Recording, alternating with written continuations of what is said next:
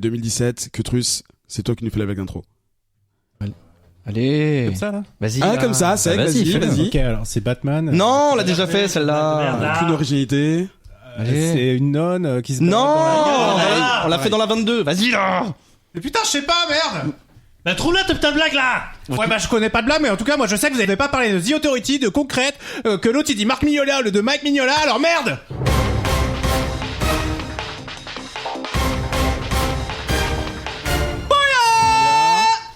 Bonjour et soyez les bienvenus dans ce 63e épisode de Comics Outcast, l'émission qui vous parle des comics et de ces univers toutes les 2 semaines sur Radio Kawa. Eric au micro, et comme d'habitude, je suis très heureux de vous retrouver, chers petits auditeurs. Tout d'abord, au nom de toute l'équipe et moi-même, une excellente année 2017, pleine d'issues, de TPB, de crossover et de films de super-héros, et plein de bonheur aussi, et la santé, c'est important, tout ça. On va dire bonjour à nos chroniqueurs qui, contrairement aux X-Men, ont survécu à 2016. On va dire bonjour à Zef. Hey, salut. On va dire bonjour donc au dernier arrivé que Truss et qui nous a mis à l'amende. Bonjour. Bonjour à Ben. Bonjour, bonne année, mais on veut. Et bonjour à Adrien. Oui, bonjour, bonne année. Pour cette première... Bon, j'espère que vous allez tous bien, vous êtes tous en santé, pas de grippe, pas de machin. Pour cette première émission de l'année, mes petits camarades et moi avons décidé de vous proposer un programme assez exceptionnel, mais toujours aussi sympathique. Ni plus ni moins. Ni plus ni moins. Depuis qu'on a lancé le podcast donc en 2014, on a parlé en moyenne de 75 comics différents par an, vu une dizaine de films et de séries, et on n'a allé dans aucune convention. Mais bon, c'est pas grave.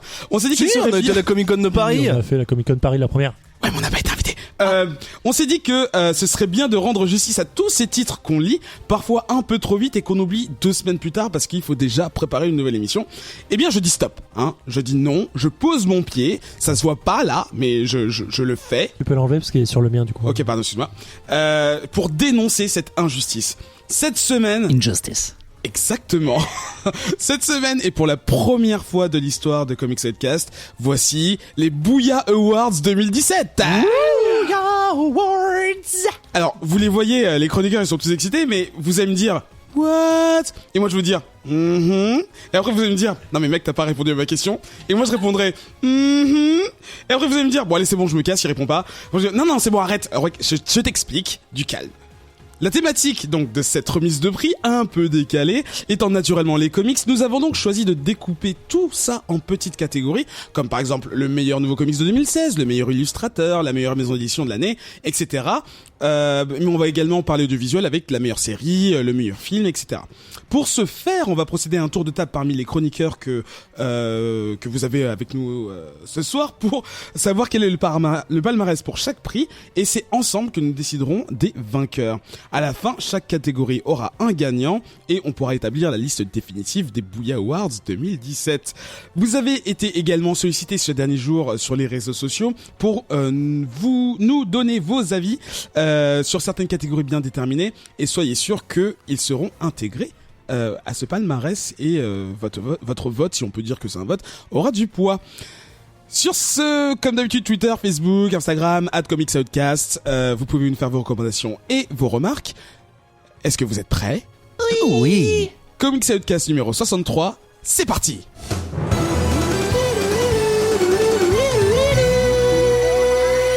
Bonne année. On dirait une pub de la nation pour genre souhaiter une belle année. Ou prends soin de toi. C'est des trucs, ouais. On va commencer avec une catégorie donc avec un G au milieu, et lui se fiche de mon visage parce que j'ai fait une faute. Ce qui est, si on faisait le compte de bafouillage, on serait à un niveau assez... Et le meilleur bafouillage. On est à 234. Putain, il compte en plus. Cette année. Première catégorie, c'est évidemment la catégorie, c'est vrai qu'on aurait pu faire dans l'autre sens, mais la plus importante, on va essayer de déterminer entre nous quelle est... C'est vrai qu'on est mauvais parce que genre normalement par exemple à Cannes on décerne le meilleur film à la fin. Ouais. Bon, Ouais, mais nous y a pas trop de pub et puis tout ça. Enfin, tu vois, on envoie la purée dès le début. Ok. Mais non, mais on a plein de trucs à dire. T'as En pas plus. de suite, non? Une purée? Bah, de la purée. Oui. Donc, première catégorie, donc le meilleur comics de l'année, évidemment. Nous prenons en compte ce qui est sorti. Ben. Meilleur nouveau comics. Meilleur nouveau comics, excusez-moi. Vous allez voir la différence, pas avec les catégories, qui viennent après. Restez jusqu'à la fin. Restez jusqu'à la fin. Donc, meilleur nouveau comics de l'année 2016. Donc, évidemment, on va prendre en compte que ce qui est sorti à partir du 1er janvier 2016, c'est donc le but de l'année. J'arrive pas à sortir de cette phrase. Nous avons demandé donc aux chroniqueurs donc qui sont présents plus ceux qui sont absents ce qu'ils ont choisi, mais je vais pas vous révéler tout de suite pour tout ce qui concerne les nominations et on va faire un petit tour de table ensemble. On va commencer par mon voisin de gauche, c'est Adrien. Oui. Si t'avais un comics à citer, ça aurait été lequel pour le placer Pour le meilleur nouveau comics. Voilà. Donc pour moi, meilleur nouveau comics 2016, Black Hammer de Jeff Lemire. Dont alors pardon Adrien totalement voilà, dont le premier arc vient de se terminer en décembre. De quelle maison d'édition? C'est chez Dark Horse. Et c'était le kiff voilà de l'année. On en a parlé dans Comics Podcast numéro je ne sais pas combien. C'était le numéro 56. Et c'était vraiment vraiment chouette. Mais alors là, maintenant que ce premier arc est terminé, je peux dire que c'est vraiment ma plus belle découverte de l'année. à ce point-là. Ouais, c'est vraiment grand. C'est un hommage à toute la culture des super-héros, à l'industrie, une mise en abîme totale du truc. Tous les personnages sont super forts. Là, dans ce premier tome, en fait, on a exploré issue après issue, chaque backstory de chaque perso. Et enfin, ils sont tous aussi intéressants les uns que les autres. C'est super émouvant. Je crois que l'issue, le chapitre 5 a failli me faire chialer. Le 6 a failli me faire chialer. Enfin, c'est Lemire dans toute sa grandeur. Et graphiquement, c'est incroyable. Enfin voilà, moi c'est vraiment mon coup de cœur. C'est le truc que j'attends le plus. Et donc là, on attend le annuel qui va sortir dans quelques jours. Je suis fébrile. Si c'est. Allez, blague de foot. Ah, ok.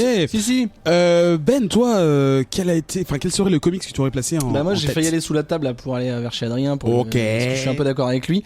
Non mais Black Hammer sans conteste, c'est sûr, c'est Black Hammer. En fait, c'est de toute l'année, de tout ce que j'ai lu en nouveau évidemment, c'est le comics qui a su m'intéresser avec le moins de pages. Enfin, c'est-à-dire et même le moins d'issues, c'est-à-dire il y a 6 issues qui sont sortis. L'histoire en elle-même n'a pas avancé dans le sens où comment dire, la timeline n'a pas avancé, mais on a eu tellement d'éléments sur les personnages qui sont évidemment très solides. On a eu tellement d'éléments sur l'univers qui les entoure, alors qu'en fait on n'a rien, on sait qu'ils sont piégés, on sait toujours pas pourquoi. Il y a plein de questions auxquelles on n'a pas répondu, mais par contre moi je suis déjà pris, en 6 issues, j'ai envie de lire jusqu'à la fin. Je sais pas combien de temps ça va durer, mais enfin voilà, pour moi c'est vraiment un petit bijou, c'est un concentré de génie. Les dessins sont vraiment ouf. Au début le style peut un peu rebuter, mais en fait tu comprends que le mec il a des constructions super solides et tout. Donc non, enfin voilà, il y a pas pour le moment, Il y a pas photo pour toi. cette année il y a pas mieux. Que Truss, quel serait le comics que tu mettrais donc en avant cette année? Moi, ce serait Seven Dernière. to Eternity Ah. de Rick Reminder et Jérôme Opeña au dessin. Alors sans trop spoiler parce qu'il me semble qu'on en parle dans Ouais, quelques semaines. il paraît, ouais. J'ai entendu dire qu'on allait en parler. Très brièvement, parce que au début, moi, je suis pas très attiré par les comics heroic fantasy, parce que pour moi, c'est plutôt un style qui se prête à la BD européenne, mais on en parlera plus tard. Et j'ai été attiré par le dessin, par la couverture, surtout par les couleurs, et l'histoire est là, elle tient en haleine, et on en parlera prochainement. Et toi, Zef, quel serait ce que tu mettrais en avant? Bah moi ça va être Unworthy Thor qui est sorti en fin d'année 2016, même s'il y a pas encore 3 issues qui sont sortis, donc de Jason Aaron. Et encore une fois, celui-ci, on va en parler. Et dans on va en les parler prochaines après. semaines, Ouais. donc Et pas trop en révéler. c'est une série en fait qui m'a mis. Enfin je l'attendais beaucoup, comme beaucoup autour de la table. Et quand j'ai lu le premier issue, j'ai pris une grande claque dans la gueule en me disant que c'était vraiment très bien. Et le deuxième volume m'a juste remis une deuxième claque en disant que ça allait être encore mieux. Et donc voilà, c'est une vraie tuerie. Odinson qui retrouve un marteau, si on peut dire ça comme ça, sans trop spoiler, parce qu'on en parlera sûrement dans quelques temps. Mais voilà, c'est une vraie claque, c'est une vraie tuerie. Le dessin est fantastique. En même temps, bon, avec Jason Aaron, on était obligé d'avoir une bonne série entre les mains. Donc voilà, c'est Alors, ma série 2016. Merci, pardon, excuse-moi. Petite mention, à Joe qui a cité lui Hillbilly comme sa meilleure série de 2016 et Grégo qui a cité Black Hammer également, Voilà, comme Adrien donc. et Ben. On a notre gagnant. Pour la meilleure série. Alors c'est pas un vote, hein. Et vous sur Twitter et les réseaux sociaux, vous nous avez dit Black Science, donc qui n'a pas commencé cette année, mais qui, je pense pour Stone Punk a dû être la série à l'arc le plus intéressant en 2016. I Hate Fairyland. Il y a également eu, on a entendu Descender, Secret Wars, Vision, Beach Planet et Detective Comics Rebirth. Donc c'est quand même assez vaste. Il y a un peu de Marvel, un peu de DC, mais beaucoup d'Image en fait finalement. Zef, Je pense qu'en fait, il y en a beaucoup qui font des erreurs sur les TPB qui sont sortis en 2016, mais les séries avaient commencé avant. Enfin, moi, j'avais fait une erreur si on du genre. compte, En fait. nouvelle c'est ça, série en premier, par exemple, Descender ne pourrait pas y être. Mais en fait, voilà, le TPB Il y a est la sorti VF, début il y a la 2016, exactement. c'est ça on qui va fait la dire qu'on différence. mélange un peu, voilà. Alors, et sans oublier les versions françaises aussi qui ont pu paraître après. Donc Exactement. voilà, on va mélanger, on va être tolérant, c'est notre première, hein, on va être un peu voilà. Donc est-ce qu'on peut dire ensemble que le comics de l'année serait peut-être Black Hammer? Bah, bien sûr, c'était cool. Bah évidemment ceux qui ont voté pour Je vais pas changer d'avis et dire autre chose. Moi, je l'ai pas lu, donc du coup, je vais le lire. Bah, du coup, voilà, c'est ça, c'est pour dire que motivé, c'est motivé. moi, c'est vraiment ce que je te souhaite. Nous avons des parts. D'aimer ou de le lire? L'aimer, c'est sûr. Meilleure résolution, Mais- lire Black Hammer. On est d'accord, Black Hammer? Allez, go. Comics de l'année 2016, Black Hammer. C'est complètement random. Ah oui, au fait, Nouveau. je dis nouvelle? Non, mais je dis nouveau comics parce que C'est c'est nouveau pas comics, meilleur c'est pas comics. meilleur comics. Ah, nouveau. Arrête de nouveau. Meilleur nouveau comics. Excusez-moi. Donc voilà, je vous rappelle que cette cérémonie a une valeur internationale et mondiale. Nous aspirons à ce que les autres pays se servent de cette référence pour mettre un petit badge sur leur comics. D'ailleurs, on envoie à la fin là un chèque à Jeff Lemire. Voilà. Bien sûr, c'est prévu. De 12 centimes. Dans les prochaines On a plus éditions C'est cotisé à dans les prochaines éditions TPB, sur la couverture, il y a un sticker approuvé par Comics Outcast, Bouillador. Allez chez votre libraire, vous verrez bien, ou sur Comixology. Je peux poser une question vite fait. Vas-y, Zef. Pourquoi, Eric, pourquoi tu regardes un prompteur qui n'existe pas? Meilleure question de 2016. Alors, si tu me Oh, connaissais les un peu petits mieux, secrets tu verrais croustillants. que quand je suis vraiment en galère, je regarde ailleurs pour essayer d'éviter le regard des gens. Non, mais d'accord, pas de problème, Ça s'appelle le. Putain, c'est comme dans les émissions spéciales du Club Dorothée où ils donnaient les petits secrets de réalisation et tout. De comment passer pour Oui. un moins un psychopathe. Sauf que tu viens de griller mon secret. Arrêtez. Passons à la catégorie suivante. On va nommer donc le meilleur comics en cours. Donc peuvent rentrer dans cette catégorie tous les comics qui auraient commencé avant 2016, donc la moitié des comics donc on a déjà cité, mais voilà qui donc continuent et qui peuvent être considérés comme très très bons aussi. On va commencer par Cutrus. Juste parce que quel aurait été le comics qui donc a commencé avant 2016 que tu mettrais en avant? C'est un peu dur comme question, ça. Je sais. Vas-y, dis-le là. Avant 2016, je mettrais Letter 44. Commencé avant 2016, on est Donc d'accord. série en cours, ouais. Série en cours, c'est Letter 44. Donc j'espère qu'on parlera un jour aussi parce que le scénario est complètement ouf, c'est super bien écrit et ça défonce. Et il y a déjà 3 TPB, je crois, en français si vous voulez les lire. Qui sans inscription? Sans indiscrétion, parce que c'est quand même une question un peu Alors, perso. essaye de pas vexer en disant son nom surtout. C'est parce que de Charles Soule. Ah oui. Oui, non, mais Ça raconte quoi en genre, allez, en une phrase. Ah, il faut le raconter là. Non, c'est pour Non. que les gens sachent. Alors ça commence, si, non, moi je peux le raconter. Alors ça commence par l'investiture du 44e président des États-Unis. Et il arrive dans le bureau ovale, et il y a une lettre qui lui est adressée qui s'appelle Letter 44. Waouh, comme le titre incroyable. Qui a été écrite par le président sortant en fait, et qui lui révèle que on a trouvé... Si, c'est le pitch. Une race cachée derrière une planète et qu'ils ont envoyé un vaisseau avec des gens dedans. Mais c'est pas que ça, c'est une grosse histoire politique aussi, c'est mortel. un drame. On va demander à Ben ce qu'il aurait mis en avant. Ce que j'ai mis en avant. Aaron Kunti, bien sûr. Kunti. Bah, bien sûr. Chez Dark Horse, de Cullen Bunn et de Tyler Crook surtout. Qu'est-ce qu'il y a? Non, rien. Ok. Merci de pas intervenir quand tu fais des gestes. Vas-y, continue. Ah, cette tête, elle est horrible. Pour moi, c'est la meilleure série en cours parce que ça fait 19 issues que je suis pendu à cette série, que pour moi ça s'essouffle pas du tout, que l'histoire est de plus en plus prenante, que c'est un puzzle qui s'assemble issue après issue, que les dessins sont complètement dingues. Pour dire, c'est que même en préparant l'émission aujourd'hui, j'ai vu des vidéos YouTube de Tyler Crook qui peignait à l'aquarelle ses planches. et que au début j'ai fait oh tiens je vais regarder et en fait je suis resté pendant un quart d'heure et c'est ouf. Je peux que vous la conseiller, j'en avais déjà parlé dans je sais plus quel numéro. Comics Outcast numéro 23. Meilleure série en cours. Je vais donner la parole à Zef. Alors, je vais te montrer Adrien du doigt, mais je suis Oui, désolé. c'est pour Mais... ça, j'étais un peu. En fait, j'ai même envie de dire Adrien et Zef. Quel aurait été le comics que vous auriez mis en avant? Vas-y, dis la première syllabe, je dis la suite. Ah, vas-y, dis. Sender. Oh Ouais, bon, méga Voilà. surprise, mais encore une fois, la suite de Descender, donc là le tome 3 vient de sortir. TPB3. En anglais, en français, il y a déjà le tome 1, je crois, et je crois même qu'il y a déjà le tome 2. Je crois que le tome 2 est sorti, je suis pas sûr.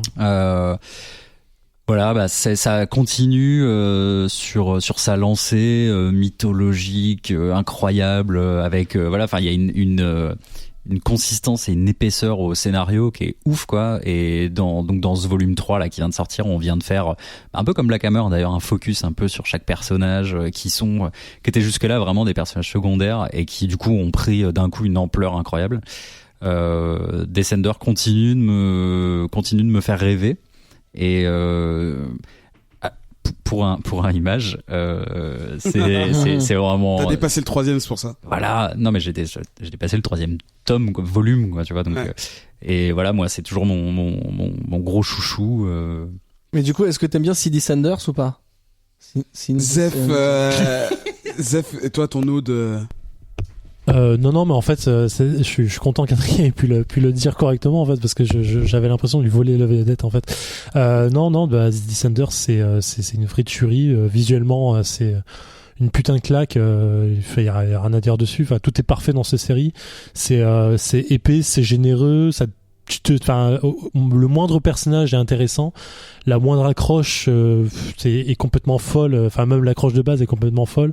Ça reprend tellement de codes et tellement de types de séries ou de films qu'on a déjà vus. Et ce qui est fou, c'est que ça perd pas en rythme en fait. Et tu pourrais croire qu'après le pitch de base, après le premier volume, on aurait pu un peu descendre et tout. Mais en fait, non. Et ça reste toujours aussi dense, toujours aussi intriguant. Je veux dire, il y a des retournements de situation quand même qui sont parfait, tout le temps et avec le bon rythme et la bonne force. Et puis voilà, graphiquement, moi, je continue à screenshotter mon téléphone comme un gros bourrin parce que j'ai envie de garder toutes ces images tellement je les trouve belles tout le temps. Citons parmi les absents encore une fois Daredevil, je pense que c'est la version de 2016. On a également Descender de la part de Grégo. Du coup je pense que ça va être assez facile à déterminer, mais je déclare vainqueur Descender de Jeff Lemire et de Sine Nguyen. On applaudit bien fort. Merci d'applaudir encore. Attends, 24 centimes pour Jeff Lemire. On n'a pas applaudi Black Hammer, donc s'il vous plaît on peut applaudir Black Hammer avec rétroaction. Black Merci. Hammer. Ah, pas mal. Rétroaction. 3e catégorie. Meilleur rire de 2016, c'était là. C'était le meilleur rire, bravo. Bravo. Bah, meilleur applaudissement. Ouais, bravo. Ah non, c'était celui-là. Bravo. 3e catégorie ce soir. Nous allons décerner un prix au meilleur auteur de 2016. Alors, là, non, Adrien qui fait des gestes genre, mais c'est évident. Non, c'est pas évident du tout. Meilleur auteur, 1m20, à peu près. Meilleur auteur donc de comics, donc Ah pardon, excusez-moi, je me suis trompé d'émission. Ah bah là c'est 26 cm je crois. Je pense qu'il a une mention spéciale, on pourra lui faire 27 On centimes. va demander à Adrien juste pour passer parce qu'on va pas aller voilà, qui est l'auteur selon lui de l'année 2016. Bah, je viens de parler de. Fais pas genre, il y a de la surprise. Le rire de fanboy. Je viens de parler de 2 trucs de Jeff Lemire. Moi, Jeff Lemire. Attendez, je vais sortir juste un tout petit peu une petite liste que je me suis faite là. Jeff Lemire cette année, il a sorti Black Hammer. Il a écrit After Death, Moon Knight, Descender, Death of X, Bloodshot USA, Bloodshot Reborn, Old Man Logan, Extraordinary X-Men, All New Hawkeye, Secret Pass et Plutona.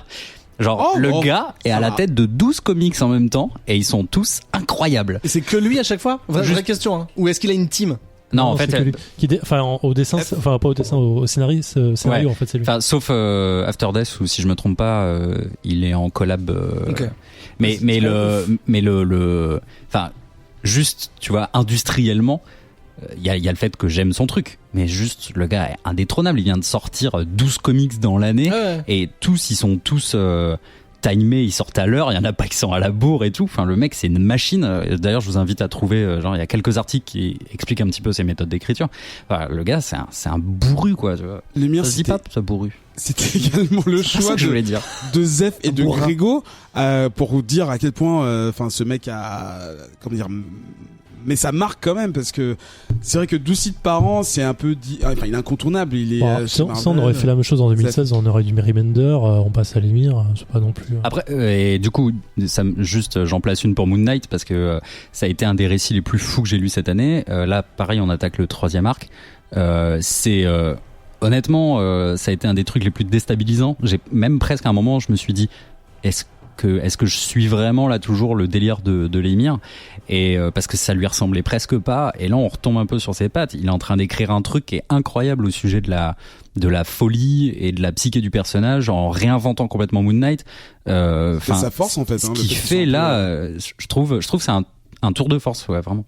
On va demander à Ben s'il a un avis similaire ou si justement il aurait Ouais, un j'ai autre rien auteur en tête. Ouais, j'ai rien contre Jeff Lemire, hein. J'aurais pu mettre ça d'ailleurs, mais en fait je vais citer un autre scénariste qui est hyper prolixe, qui est un peu une star en ce moment, enfin qui continue à en faire plein, et c'est un peu un coup de cœur, mais ça empêche pas que pour moi c'est lui le meilleur.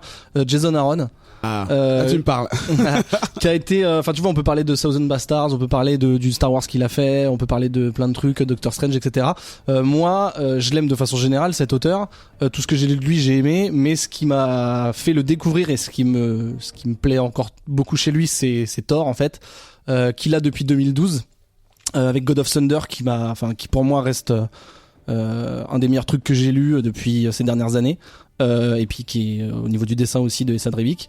Et donc Jason Aaron, en fait, là où il est très fort pour moi, c'est que il a réussi à renouveler le personnage de Thor, non seulement en faisant un truc hyper couillu, c'est de changer le sexe du personnage, enfin Même en mettant un personnage féminin à la place, parce que c'est pas la même personne, voilà. Tout en gardant, en fait, en gros, il a réussi à sauvegarder ce qui fait que Thor est Thor. Quand je dis Thor, c'est vraiment au sens large, c'est Oui, le comics, le personnage, la culture, la ce qu'il réputation. incarne. Exactement. Tout en changeant son interprète, si on parlait d'un acteur, le sexe de son interprète, et tout en continuant la mythologie, en la gardant, en utilisant des persos qui existent déjà, tout en changeant. Enfin, c'est en fait, en gros, c'est un jongleur en fait. On lui a donné plein d'éléments, on lui a dit voilà, fais ce que tu veux, ou en tout cas fais le taf. Et en fait, il a fait plus que le taf, puisque il a transformé, il a tout transformé, tout en rendant hommage à l'original. Voilà. Exactement. Du coup, pour moi, enfin, sans vraiment parler de ses autres travaux comme Thousand Bastards qui sont dingues, Jason Aaron se conteste. Encore un petit peu différent, mais est-ce que toi, Ketrus, tu aurais un auteur qui soit pas ceux qu'on a cités et qu'on cite tout le temps, Ouais, justement, parce que tu mettrais en avant? J'aurais pu citer l'émir aussi, qui a fait un boulot assez hallucinant sur 2016. Je vais citer Charles Soule parce que pour la ongoing Letter 44, parce que ça m'a complètement happé dans son histoire, et que la façon dont il a découpé les chapitres était formidable, quoi. Mais ça aurait pu être quelqu'un d'autre. Une originalité dans le style. Pas forcément une originalité, c'est juste qu'il a un rythme, et un découpage de l'histoire qui est haletant, quoi. Voilà. Mention spéciale pour nos absents encore une fois, encore du Jeff Lemire pour Grégo et Rick Remender pour Joe. Et Rick Remender qui revient dans Beaucoup, quasiment ouais. toutes les réponses de nos Outcastos connectés. Du coup, c'est un peu chiant à choisir. Un peu tendu. Attends, Ketrus. Ouais, Remender aussi, hein, parce qu'il a fait beaucoup de choses. Non, t'as cette une année. réponse, hein. T'as dit Une réponse. Soul. Non, mais j'appuie les absents, parce qu'il a fait Black Science, il a fait Tokyo Ghost, il a fait plein de choses, et Seven to il y a Black Eternity, Science, qui est en Du coup, on départage ensemble. L'émir. Franchement, je dirais l'émir pour une raison que Adrien a soulevée, c'est qu'en fait, il est pas seulement bon, il est bon et il produit à la race en fait. Donc faire les Oui, deux, c'est vraiment c'est très très dur. par mois, C'est comme si t'avais un bon réalisateur qui faisait que des bons films et qui en faisait 10 dans l'année, c'est pas possible. Donc pour moi, l'émir. Jeff Lemire. Ouais. Comme un accord. Il est content, Adrien il a souri. Ah, en fait, ça va être très bien. je suis content. En même temps, je trouve ça cruel pour Remender. Enfin, pour tout. Ça le minimise pas. auteurs. C'est pas C'était que, 2015, son année. Attends, Remender, quand il va savoir qu'il a pas le Booyah Award, il va être dégoûté, Ah ouais, quoi, grave. tu vois. J'arrête le comics. Non, mais grave. I stop the comic Ouais, book. on peut faire une mention honorable pour Remender. Il aura pas son Booyah Award, mais bon, il aura 12 Bon, centimes. on peut dire- Le bouillat en chocolat. Reminder, c'est la première Dauphine. Voilà.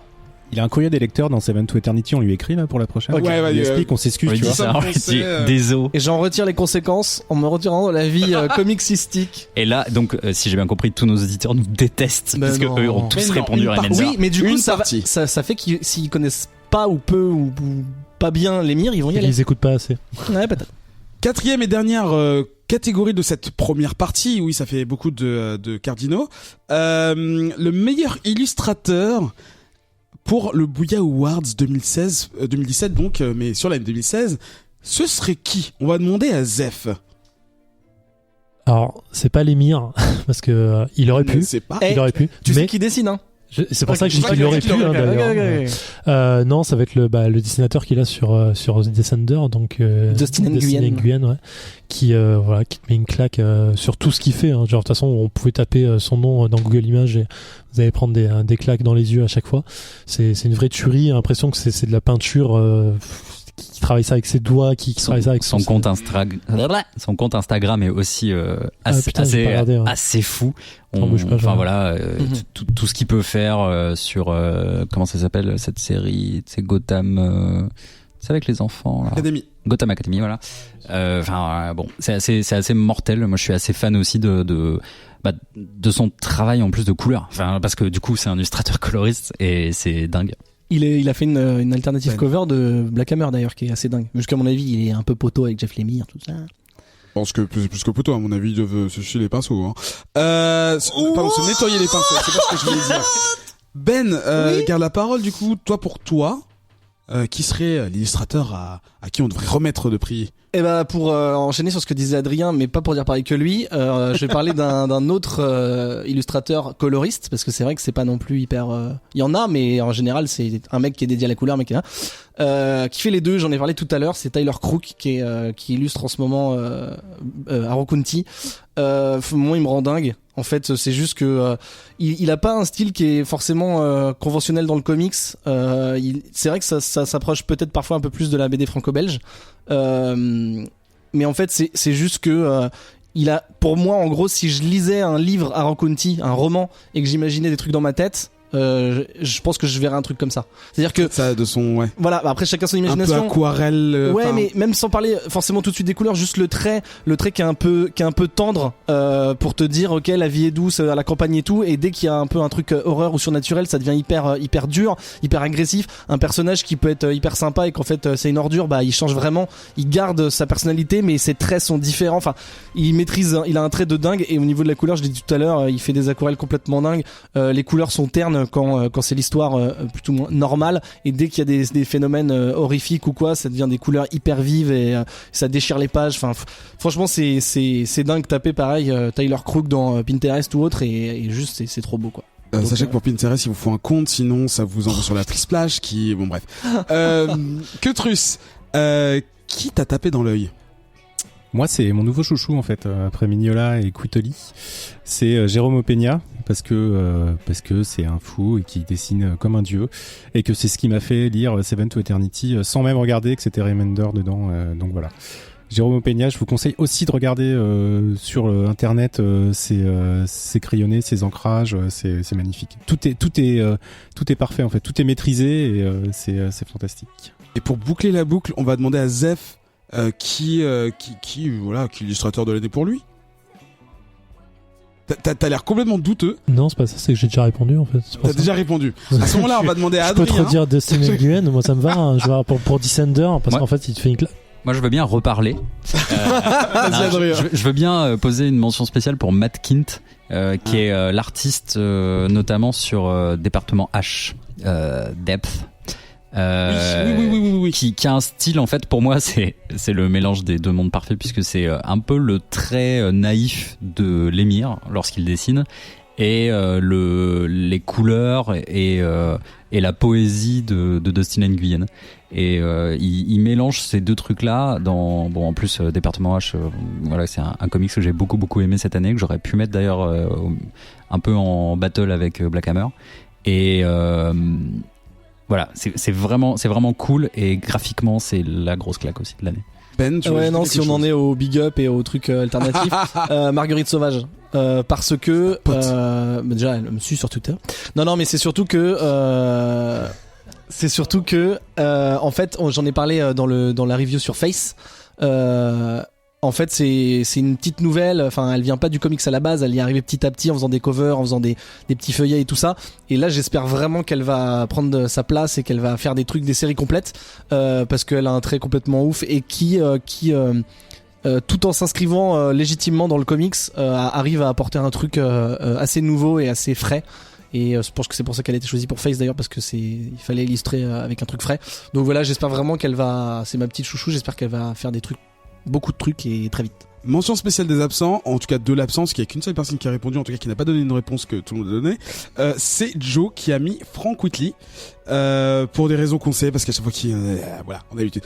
Il a fait une ode à son illustrateur préféré dans je sais plus quelle émission, justement. Quand on parlait de Jupiter's Legacy. Et à Noël aussi, quand on parlait de... Mais Ketrus vient de le citer, au fait. Hein. Vous l'écoutez pas. L'artbook dans Voilà, exactement. Du coup, il nous faut le mec qui est un entre nous deux, vainqueur. Celui qui fait les blagues d'intro. Il nous faut un vainqueur. Là, on a quand même... on a du très vaste et du pas ressemblant du tout. Donc, je rappelle, Dustin Nguyen, Frank Whitley, Tyler Crook, Jérôme Peña, et c'est tout, en fait. Et les auditeurs, ils ont répondu quoi? Ils ont rien répondu à cette question parce qu'on leur a pas demandé. Dans ces cas-là, on coupe la poire en deux et on dit Mike Mignola, comme ça au moins on est tranquille. Non, parce qu'à ce moment, tu gagnes. Sinon, non, Ketrus aussi. Non, mais dans ce cas-là, c'est simple. Hein, c'est Dustin Nguyen. On la joue au point. À 48 centimes pour le couple Nguyen-Lemire. Le bouillard. Mignola, c'est bien. Ah, c'est bien. Hein. Ça fait un peu leur troisième homme. Allez, adjugé Mike Mignola, le chef. On dit Capullo et puis ça. Non, il faut qu'on soit d'accord là. Alors, à qui est-ce qu'on remet le bouillador? Moi je regarde, il y a 5 trucs, il y a un 2. Dustin Nguyen, c'est le vainqueur. Ouais. Ok, c'est pipé, les dés sont pipés. Les dés sont pipés. Totalement. Remboursé. C'est bon. Donc voilà, c'est la première partie de ces awards. On se retrouve dans quelques instants après cette petite page de publicité, le temps que le gentil Adrien, avec ses petits petons, touche de la publicité. Peton. Est-ce que vous avez déjà mis le feu aux jeux vidéo? Jay, Fox, Caféine, Alex le serveur et Inks le font à chaque numéro des tauliers. Ils ne se fixent aucune limite pour célébrer leur amour du jeu vidéo, de son histoire et de son industrie. Pour le meilleur comme souvent pour le pire, ils dépiotent des sujets d'actualité ou reviennent sur des dossiers brûlants. Les Tauliers, une émission Radio Kawa.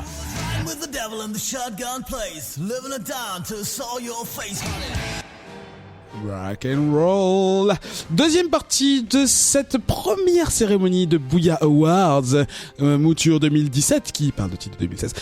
Mais c'est pas grave, nous avons plein de catégories pour vous et on va continuer à progresser pour remettre ces prix pour vous. Nous allons continuer à parler d'illustration. Oui, je ne sais jamais finir mes phrases, il faudrait que j'apprenne au bout de 2 ans et demi. Avec un point. Avec un point. Finir des phrases.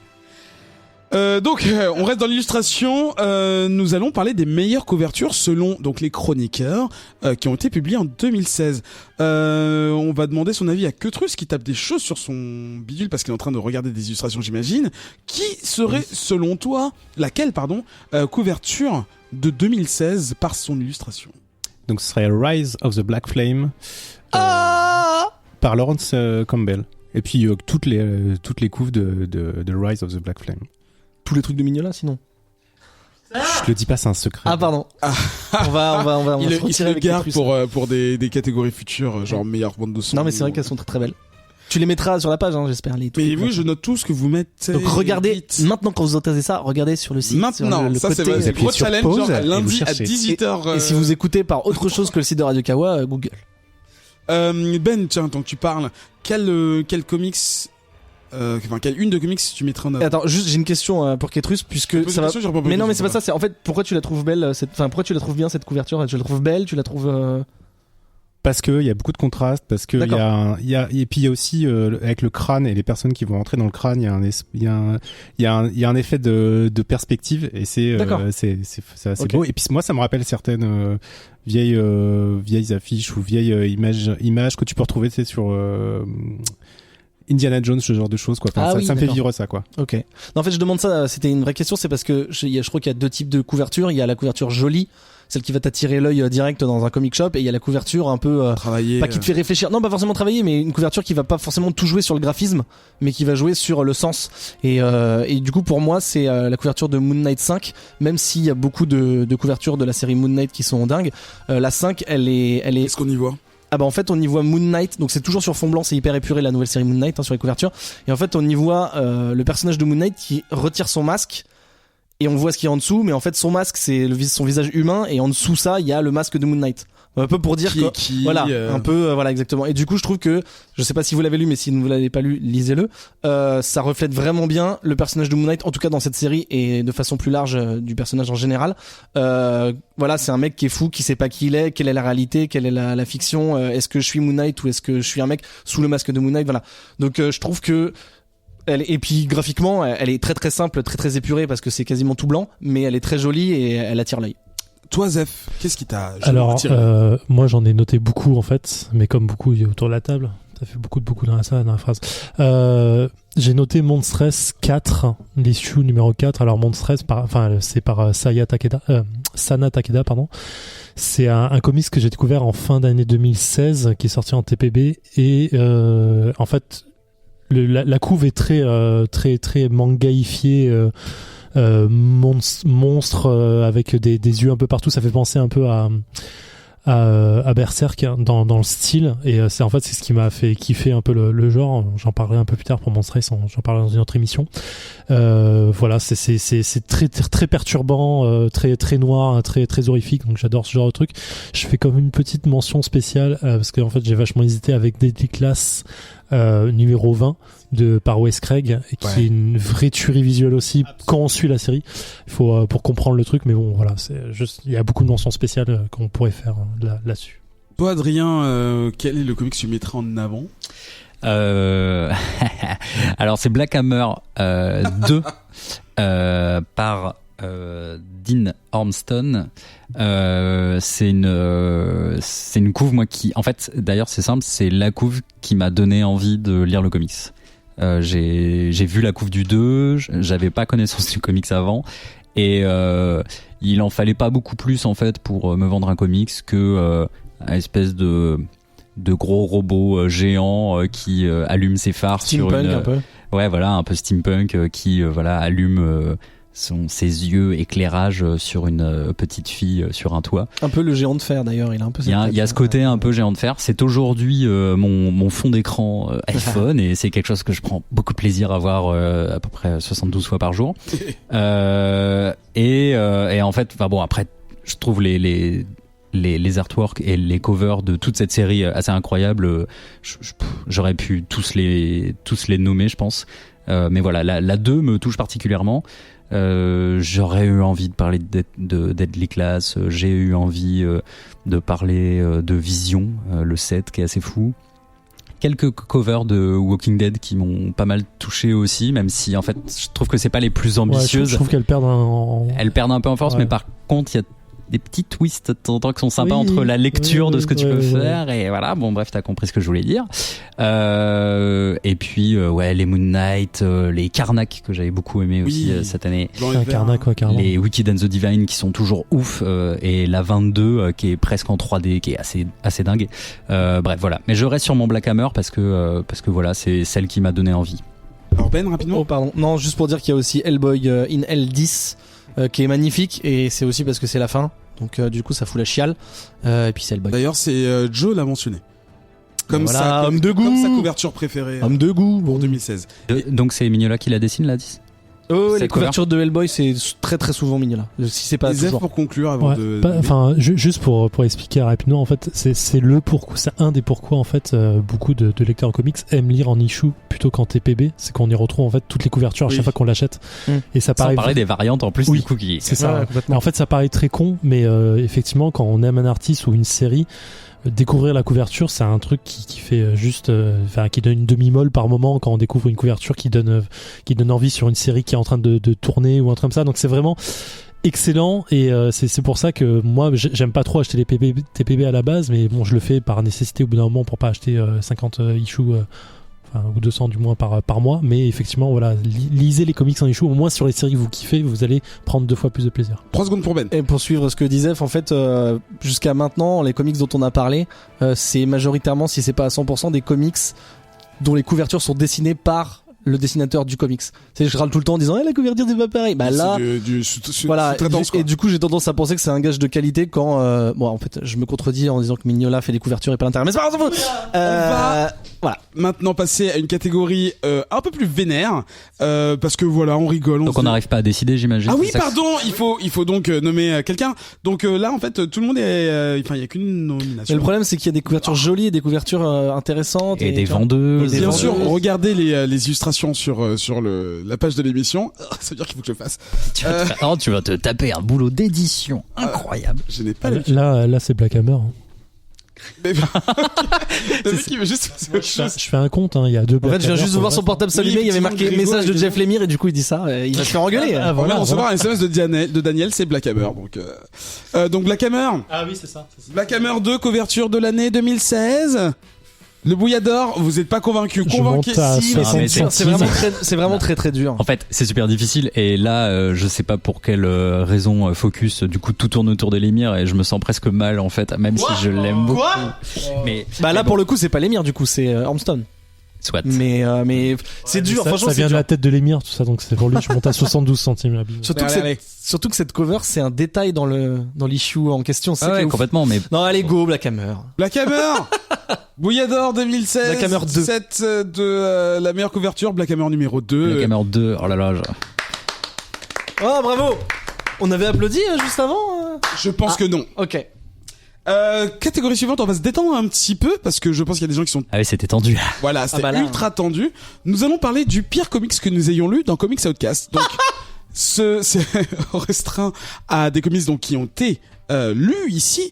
Donc ça élimine, enfin ça concerne. Mais vous bâchez. Exactement. Mais on va le faire à 3 reprises dans l'émission et là c'est la première. Il faut bien que voilà, on dise aussi ce qu'on aime pas. Là on est toujours florissant là, toujours ensemble. Sinon c'est pas très Comics Outcast. Voilà. Oui c'est vrai parce qu'on apparemment une réputation de hater et de. J'ai mort de rire.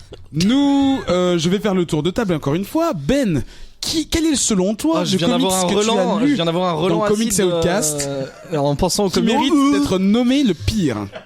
Alors j'ai failli dire Badger. Je sais pas si vous vous souvenez, si vous avez écouté. Attendez, j'ai failli dire Badger de l'émission 57 que j'ai moi-même review. Merci. C'était une déception, mais je l'ai pas dit parce qu'il y a quand même des trucs rigolos dans Badger. C'était dans l'émission 40. J'y étais. C'était. Il y avait Adrien, puisque c'est cette personne qui a review. Je ne sais pas. Désolé. Je suis désolé pour la 3e personne. Je ne sais plus qui c'était. Symétrie. Alors pour en train de boire, j'ai failli m'étouffer. Pour la défense d'Adrien, la couverture était un peu sci-fi et Adrien on sait que c'est un sci-fi addict. Mais c'est dégueulasse. C'est-à-dire que l'histoire en elle-même, franchement, quand une histoire est vraiment très très bien, même moi j'arrive à passer au-delà de l'artistique. Bon, l'histoire était confuse, ça commençait par un flashback si je me souviens bien, c'était découpé vraiment bizarrement, enfin il y avait vraiment une construction bizarre. Et à l'inverse, je peux complètement suivre une histoire chelou si les dessins me séduisent, mais là c'était pas des dessins.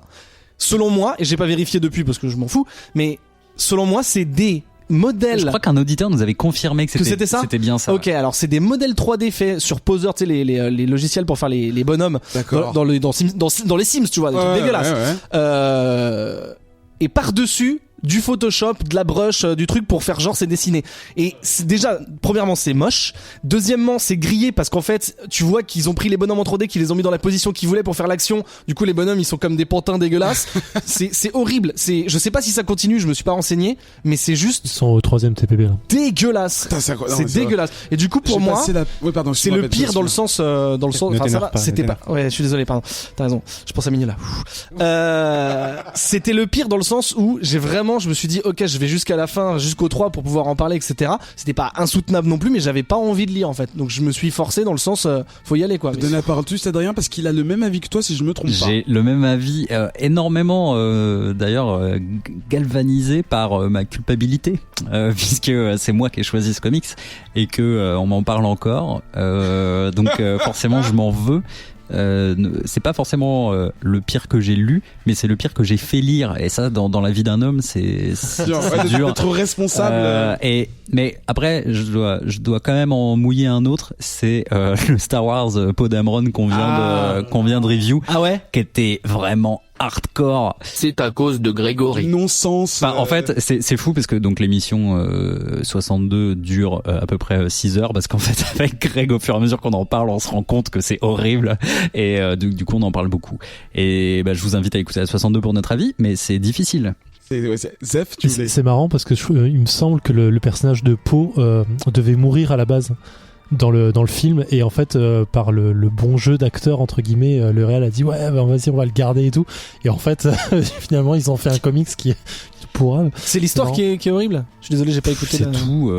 C'est tout. Ah non, en fait, non, on va dire. Le dessin, honnêtement, ça va. le dessin sauve le truc parce que c'est un peu statique. C'est Finotto, c'est ça, je me trompe pas. Ah oui, donc c'est difficilement attaquable quand même, Finotto. Eh ben, lis-le et tu vas voir que c'est pas ce qu'il a fait de mieux. Hein. Non, je ne le lirai pas. Vraiment, c'est difficile, c'est vraiment très très statique. Ouais, mais après, non, c'est juste que c'est pas une super histoire. C'est assez risible, c'est mal écrit. Pokémon quoi, c'est littéralement Pokémon Go avec des œufs que tu fais marcher et au bout d'un moment ils non, mais non, aucun rapport. Zef. Alors moi j'ai cherché la réponse de Joe, mais il me semble qu'on l'a fait en 2015 parce que Joe a noté Alien versus Vampirella, qui était vraiment une grosse merde. Oui. Et je le sais parce que c'est moi qui l'ai choisi, que normalement Alien c'est bien et Vampirella c'est plutôt bien aussi. Mais il me semble que c'est en 2015 et donc du coup moi j'ai mis Venom Space Knight et qui était... C'est à cause de Grégory. Voilà. Je crois que Grégo avait bien aimé, non? Ouais, c'est Grégo qui l'avait pris, il avait plutôt bien aimé. C'était pas si cool que ça. Et le pire, c'est qu'il y a une nouvelle série Venom qui vient de sortir. Et voilà. Donc, ça sera peut-être différent. Non. Ok. Enfin, si, c'est différent, mais c'est pas bien non plus, quoi. Alors, parmi tout ce qu'on a cité, Symmetry, il a pas donné d'avis. Symmetry a été nommé 2 fois. Est-ce qu'on peut dire que Symmetry... On peut demander son avis à Ketrus, même s'il a pas lu le truc pour Comics. Oui, vas-y. Et moi, je ne lis pas de mauvais comics. C'est donc la réponse, et c'est donc le vainqueur. Donc Symmetry a été nommé 2 fois, hein, je pense qu'on est tous d'accord. Surtout Ben et là, Adrien. ça fait mal aux yeux. Hein. Et Symmetra, sinon c'est dans Overwatch. Donc Symmetry, Booyah Award du pire comics de l'année 2016. Bravo à vous. Ah pardon. Vu que c'est pire, on fait où, non? Du coup, on vous envoie un chèque de moins 12 centimes. Vous ne devez nous les en rendre. avoir un ticket de caisse. Transféré directement à Jeff Lemire. Oui, non, j'avais pas de transition parce que je suis encore en train d'écrire. Le mec. 7ème catégorie ce soir. On va sortir du comics, mais pour parler de ce qu'il y a à l'intérieur. Non, ça n'a aucun sens. Ça n'a aucun sens. Je n'ai préparé aucune transition comme vous pouvez l'entendre. Nous allons parler du meilleur super-héros ou de la meilleure super-héroïne de l'année. Alors, je vais demander à Zef, parce qu'il me regarde avec des yeux de... Je vais pas te regarder avec son cul. Meilleure blague de 2. Non. Qui est selon lui le ou la personnage donc doté de pouvoir. Je vous dis ça parce qu'on a une autre catégorie pour les personnages. Ouais, qui en fait, pas. Du coup, c'est pas vraiment la bonne catégorie, mais c'est pas très grave. C'est pour moi, il a toujours des pouvoirs dans son cœur. C'est Odinson, donc qui a perdu son marteau malheureusement, mais qui pour moi est resté un très très bon super héros sur l'année 2016. Dans ses apparitions et surtout par Unworthy Thor, mais pour le coup même s'il y a peu d'issues, voilà, que dire, le personnage qui est complètement désabusé, qui est tombé de son piédestal plus bas que terre et qui se retrouve à parler à son marteau pour lui demander de se lever et de le rendre super fort encore. Et non, en fait ça fonctionne pas. Et voilà, je trouve que le personnage est super bien traité, il est super intéressant malgré le fait qu'il ait perdu en fait tout ce qu'il faisait, qu'il était lui à la base, mais il garde en fait toute sa profondeur. En fait, il gagne même en profondeur, il gagne en personnalité, et il gagne en fait en tristesse, mais du coup ça le rend d'autant plus attachant, je trouve. Et voilà, donc Odinson, donc ex-Thor. Non, il a toujours pas de réponse. On va demander à désolé, si, Ketrus, qui tu aurais mis en avant? Moi, je mets Hellboy parce que c'est fini. Et parce qu'il arrête de raconter des histoires de Hellboy et que c'est trop triste. C'est vraiment triste. Oh putain. Mais je l'aime de tout mon cœur, mais est-ce que Hellboy est un super Est-ce que c'est vraiment Pas triste sûr. C'est un super héros, il a un putain de point. Est-ce qu'on va vraiment Pas sûr pleurer qu'Hellboy soit un son super... arrêt. Moi, je considère pas Hein Hellboy comme un super-héros. Mais ok, vas-y, go. Pour moi, c'est un détective hors du commun, il a mais... des pouvoirs ou il a pas de Oui, pouvoirs mais après, il a la des définition pouvoirs, d'Eric, donc je suis pas voilà, d'accord c'est non tout. plus. Bon, on va pas faire de la philo, mais vas-y, go. Hellboy, c'est toujours bien. Bah voilà, non, parce que faut bien Mais lui est-ce rendre qu'un hommage, héros, parce que est-ce c'est que la fin, comme super-héros tu est l'as dit défini tout à par ses pouvoirs? Non, je crois pas, ok. Bah non, mais c'est ce qui fait qu'il est super ou pas. Il est super-héros dans son cœur, ok. Tout ce qu'il fait, c'est super-héroïque. C'est bon, Dire mon cette phrase, petit bonnet, quoi. cette phrase me convient. Ça suffit. Non, mais oui, effectivement. Mais enfin, c'est la fin. C'est pas la fin. Franchement. Mais si, c'est la fin. Non, mais... Next. Mignola. Adrien, qui aurais-tu mis en avant comme personnage qui représenterait le... Jeff Lemire. Alors moi je trouve que c'est Jeff Lemire. Non, alors j'aurais pu choisir à peu près tous les personnages de Jeff Lemire, à savoir Ce sont pas des super-héros, putain. Moon Knight, c'est un super héros. Non, c'est un héros, il a pas de super-héros. Ouais, Nike Carricker. Alors, du coup, j'en ai choisi deux. Oh le mec. Un que je vais pas trop creuser parce que j'ai pas lu sa série, mais j'ai envie de dire Kid Flash parce que quelque part il est à l'origine de Rebirth et Spoil. non mais non, je veux dire C'était en mai si 2016. si vous l'avez lu le Ah, Rebirth, c'est bon, Daniel vient de m'envoyer un texto, il a crié spoil. si vous lisez le Rebirth 0, tout est autour de lui et j'ai beaucoup aimé cette issue. C'est pour moi c'est vraiment un beau récit qui donne lieu à ce faux reboot, ce nouveau chapitre d'essai, relaunch, voilà. Donc j'ai envie de dire Kid Flash, un peu l'homme de l'année pour DC, mais j'ai un petit peu envie de troller et de choisir comme super-héros de l'année Duncan, que personne ici ne reconnaît. Duncan qui était cet adolescent qui semblait posséder des pouvoirs dans Weekend Never Go Home. Weekend Never Go Home, voilà, qu'on a review en 2016. Une découverte incroyable par Zéphiriel, à qui je fais du pied en ce moment même. Ah, c'est pas mon pied. Et voilà, et en fait quelque part c'était une approche du super-héros qui était assez incroyable. Voilà, c'est littéralement un super-héros et pourtant ça ne tournait absolument pas autour de ses super-pouvoirs. Je trouvais que c'était un très beau récit. Du coup, on juste mention également à nos absents, enfin notre absent, Joe, qui disait que son personnage son personnage favori était Wonder Woman dans sa super-héros, super-héroïne, pas son nouvelle personnage. mouture. Et pardon Ben, tu voulais ajouter Bah, je sais pas, j'ai pas dit mon avis. Peut-être que je peux dire mon avis. Je sais pas ce que t'en penses. Tu l'as pas dit? Bah non. Vas-y, c'est quoi ton avis? Non, mais c'est bon, j'ai plus envie. Thor. Mais alors pas le Thor dont Zef a parlé. Le précédent. Bah non, le Thor actuel en fait. Goddess. En fait, en Moi, gros, je parle d'Odinson, lui, il parle de en Goddess. gros, l'ancien Thor qui maintenant s'appelle Odinson n'a pas réussi à lever son marteau, mais quelqu'un l'a levé après lui. J'essaye vraiment volontairement de pas spoiler parce que c'est vraiment intéressant. Ça fait 1 an, mais bon. Non, c'est pas ça, c'est qu'en fait le début de ce nouveau Thor, en fait, Odinson cherche à savoir qui c'est, donc si je dis qui c'est con. Là où c'est très intéressant et pourquoi moi je décide de dire que c'est la super héroïne de l'année, c'est parce que c'est pas une nouvelle héroïne, elle prend le manteau ou plutôt le marteau sans mauvais jeu de mots de quelqu'un existant.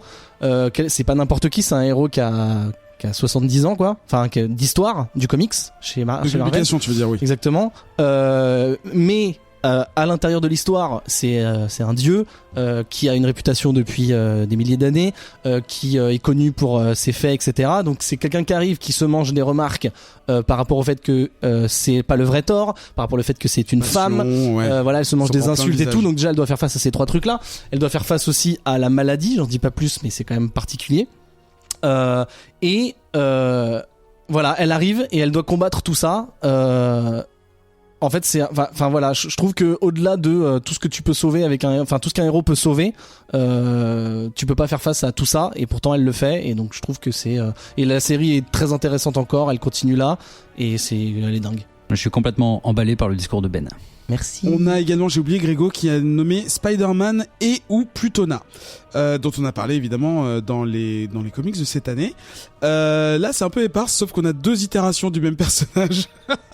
Alors, Je pense qu'il n'y a pas à tortiller du cul. Oh, mais surtout qu'en fait, Odinson pour moi c'est pas un super héros. Plus maintenant. Mais voilà.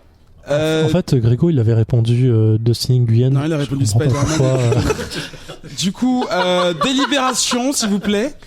Qui devrait remporter le Bouya 2017 de Thor. du meilleur personnage. Thor. Je pense qu'on peut parler de Thor dans la manière générale en fait, parce que finalement Nekoto et moi on parle de la même personne, Ah non. de la même entité en fait. Bah justement, Mais non. effectivement c'est pas le cas, donc je dirais l'âme Thor de aussi, je suis Thor. complètement d'accord avec lui. J'avais pas d'argument. Le mec, tu l'as tenu. T'as réussi à le tenir un peu quand Le même. Bouya d'or 2017, parce que maintenant ils ont des couleurs de métal, hein, c'est l'or maintenant.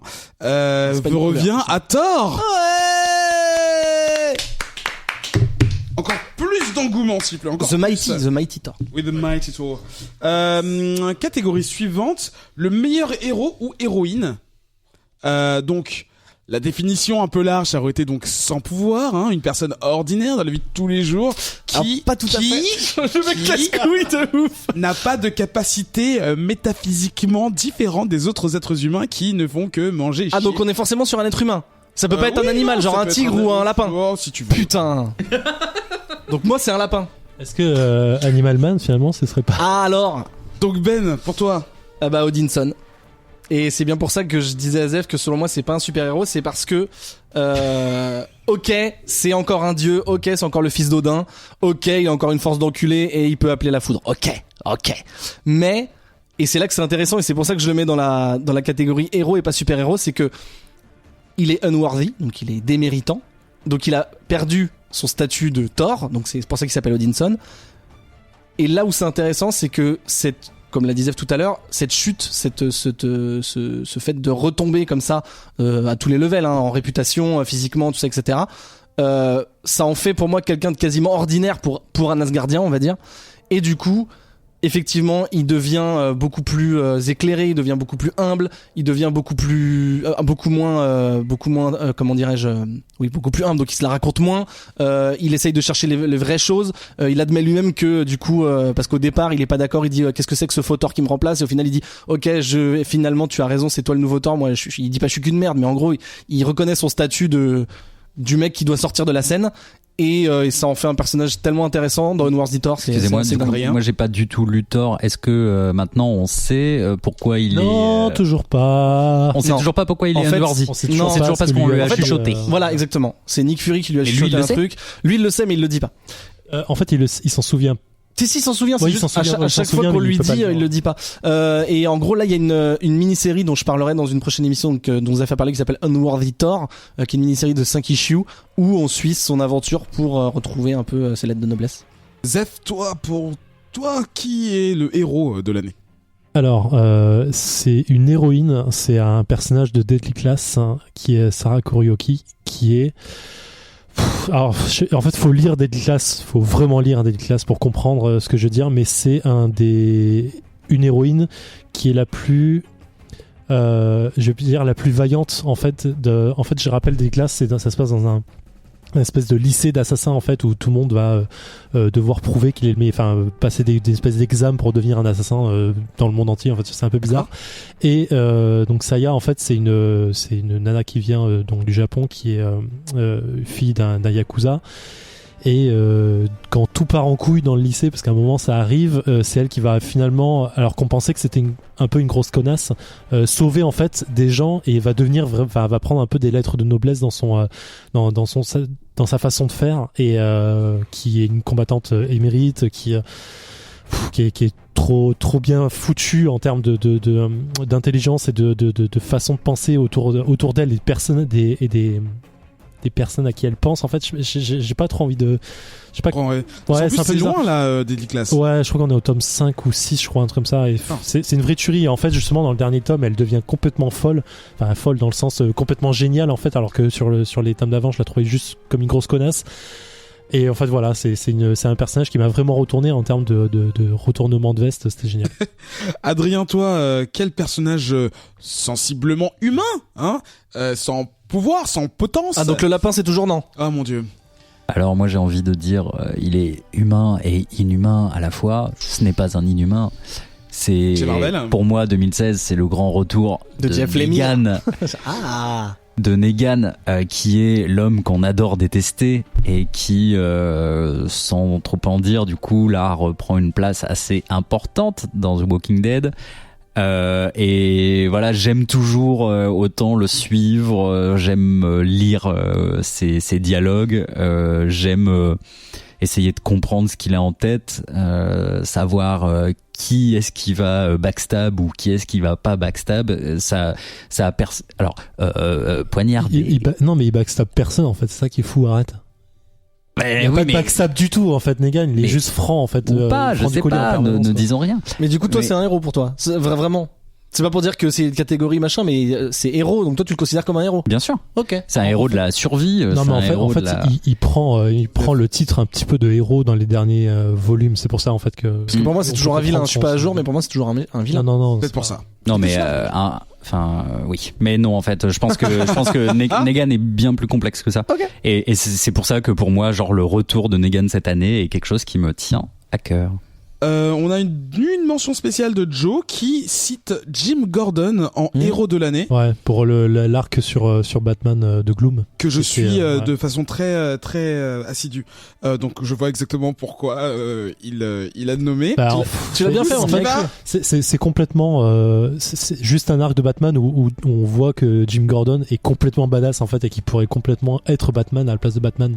En plus, c'était déjà le cas dans d'autres comics. Enfin, un peu comme Is No Good, porté dans des trucs alternatifs. Voilà. Et en fait, c'est pas un arc fantastique en soi et qui part un peu en couille à la fin, enfin à mon sens. Mais voilà, Gordon là-dedans est complètement génial. Il est redessiné, redesigné. Il a une nouvelle jeunesse en fait, et c'est ce qui fait que c'est un putain de personnage. Alors, Délibération, qui devrait être le héros de l'année? Selon vous. Comme Ketrus a rien dit, je dirais que c'est lui qui devrait choisir entre les différents. Il a justement pas choisi. Allez, Ketrus, fais-le, putain. Non, on l'a déjà dit. Ah merde. Non, j'irai vers Negan parce que tu sais pourquoi parce qu'il fait l'actualité des derniers mois, même si je suis pas du tout d'accord avec la série et tout ça, mais en fait j'avais pas vu du tout cette catégorie dans ce sens-là, c'est pour ça que j'avais pas de choix. Parce que vu qu'Adrien s'est trompé de catégorie et que Zef s'est trompé en disant Odinson pour super héros, on peut dire que c'est Odinson. Ouais. Enfin ta démonstration était un peu tordue. Non. Mais non, Negan, je dirais. Meilleur argument. Donc le Bouillador revient à Negan de The Walking Dead. Non, c'est pas un héros. Remboursé. T'as raté une blague là. Pas parce que t'es pas à jour que c'est pas un héros. J'avoue. Catégorie suivante, nous allons décerner un prix à la meilleure maison d'édition. Maison d'édition, Attends, donc. je peux placer une petite mention spéciale pour parce qu'en fait, je l'avais noté sur mon téléphone, j'ai pas ouvert mon téléphone au moment où on en parlait. Non, juste pour Dr. Aphra, qui était la nana dans Dark Vador. C'est le sidekick de Dark Vador dans la série en fait, qui a sa série maintenant toute seule et qui a excellent. Une héroïne de ouf quand même qui est dans l'univers Star Wars. Donc voilà, une petite mention spéciale pour elle parce qu'elle est cool. Tu nous écoutes.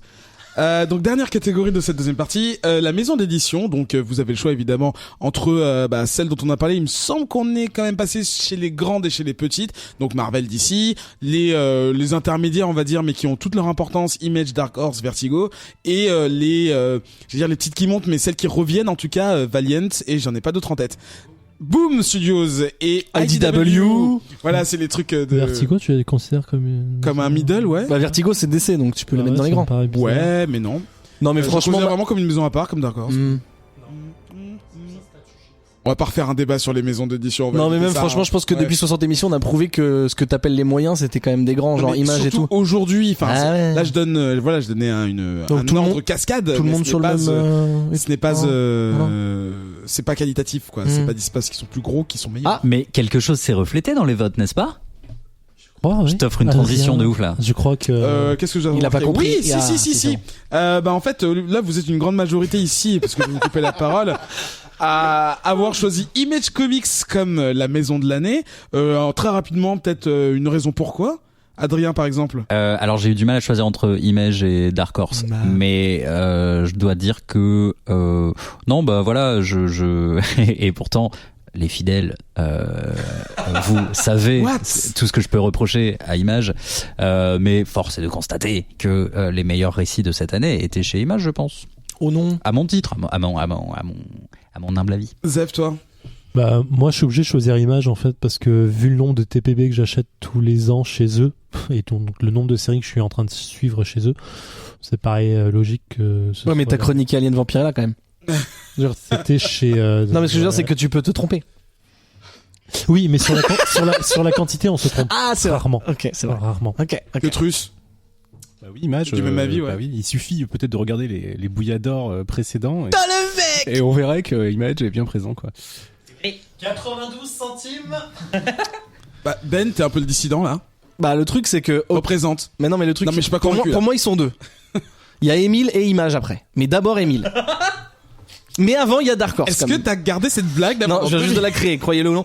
Dark Horse, pourquoi? Go Image pour le gagnant, mais Dark Horse parce que, pour moi. C'est tous pourquoi, Ben? Non, même pas. Je l'ai mis, mais parce que, de base, Hellboy, ok, Mignola Black Hammer. mais Black Hammer, Arrow County. Et en fait, je pense que c'est très subjectif, mais moi, c'est petit à petit, c'est devenu, la maison d'édition tout court, même pas 2016, ma maison d'édition préférée. Celle vers laquelle tu tournes Voilà. dès qu'il y a un Alors, nouveau titre. ok, t'es souvent satisfait. ils peuvent être taxés de faire quasiment que du fantastique, du sci-fi et de l'horreur. Mais bon, c'est leur marque de fabrique, même s'ils font d'autres trucs, ils font du bon et du moins bon.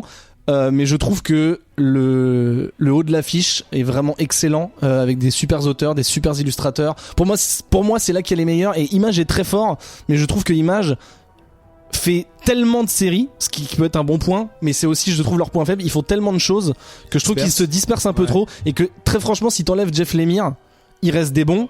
Mais non, mais il y a des très bons trucs chez Image. C'est juste que je trouve que il y a sur un plus petit espace, c'est concentré chez Dark Horse, alors que chez Image, c'est un peu plus dilué. Et toi, Zef? Non, Non, en fait, tu je veux veux prendre rebondir la parole, sur pardon. Nekoto. Ça, en fait, c'est cool en fait que t'aies choisi Dark Horse, parce que de mémoire, ça fait un petit moment que je prends plus de choses chez eux, mais ils avaient pas des séries justement vraiment fantastiques. Ils rapportaient un peu, enfin ils avaient un peu IPS rapporté par moment, quoi. Bah, donc c'est plutôt cool justement qu'ils aient réussi à trouver quelques têtes d'affiche. Enfin, je mets le bol de côté parce que c'est un peu gros quand même ce que je suis en train de dire, mais il y a beaucoup de merde quand même chez eux qui oui, bien sûr, tous les trucs à licence, Alien, Buffy, tout ça, c'est pas ouf, mais c'est pour ça que je dis que selon moi, les stars du moment et de ces dernières années, c'est du très très lourd. Du coup, mais sans bon, surprise, Image, oui, hein, oui. oui, Image tout seul, 100 000, donc. Alors, Greg a quand même parlé de Ah oui, IDW. Parce qu'il est fan des crossovers. C'est Greg. pour ça. Mais il a c'est raison. pour ça, je pense. C'est trop bien. C'est parce qu'il aime G.I. Joe, Transformers, etc. Mais le truc, c'est que je sais pas si IDW c'est un peu la machine à Afrique où ils prennent toutes les merdes, ou si ils font sérieusement un truc sur les crossovers, les licences et tout, mais au premier degré, et genre on fait ça bien et des fois c'est pas bien. On s'était posé la question de. Tu vois, un peu comme si pourquoi ils continuent, quoi? Bah non, c'est que derrière il y a. Non, mais ça fonctionne. Ouais. Mais est-ce que les mecs se disent, ok, on va faire ce qui fonctionne parce que ça vend des jouets, etc. Ou est-ce qu'ils se disent, ok, les gars, on kiffe un peu des Grégos en fait. On n'est pas la tu cible vois aussi, hein. Voilà. Ouais, bien sûr. Non, il y a des trucs cool aussi en IDW, mais surtout pas la vision. Je pense qu'ils ont leur marché de niche en fait, surtout. Ouais, ils clairement. ont leur lecteur, Ça et leur suffit, ça leur suffit aujourd'hui. Hein.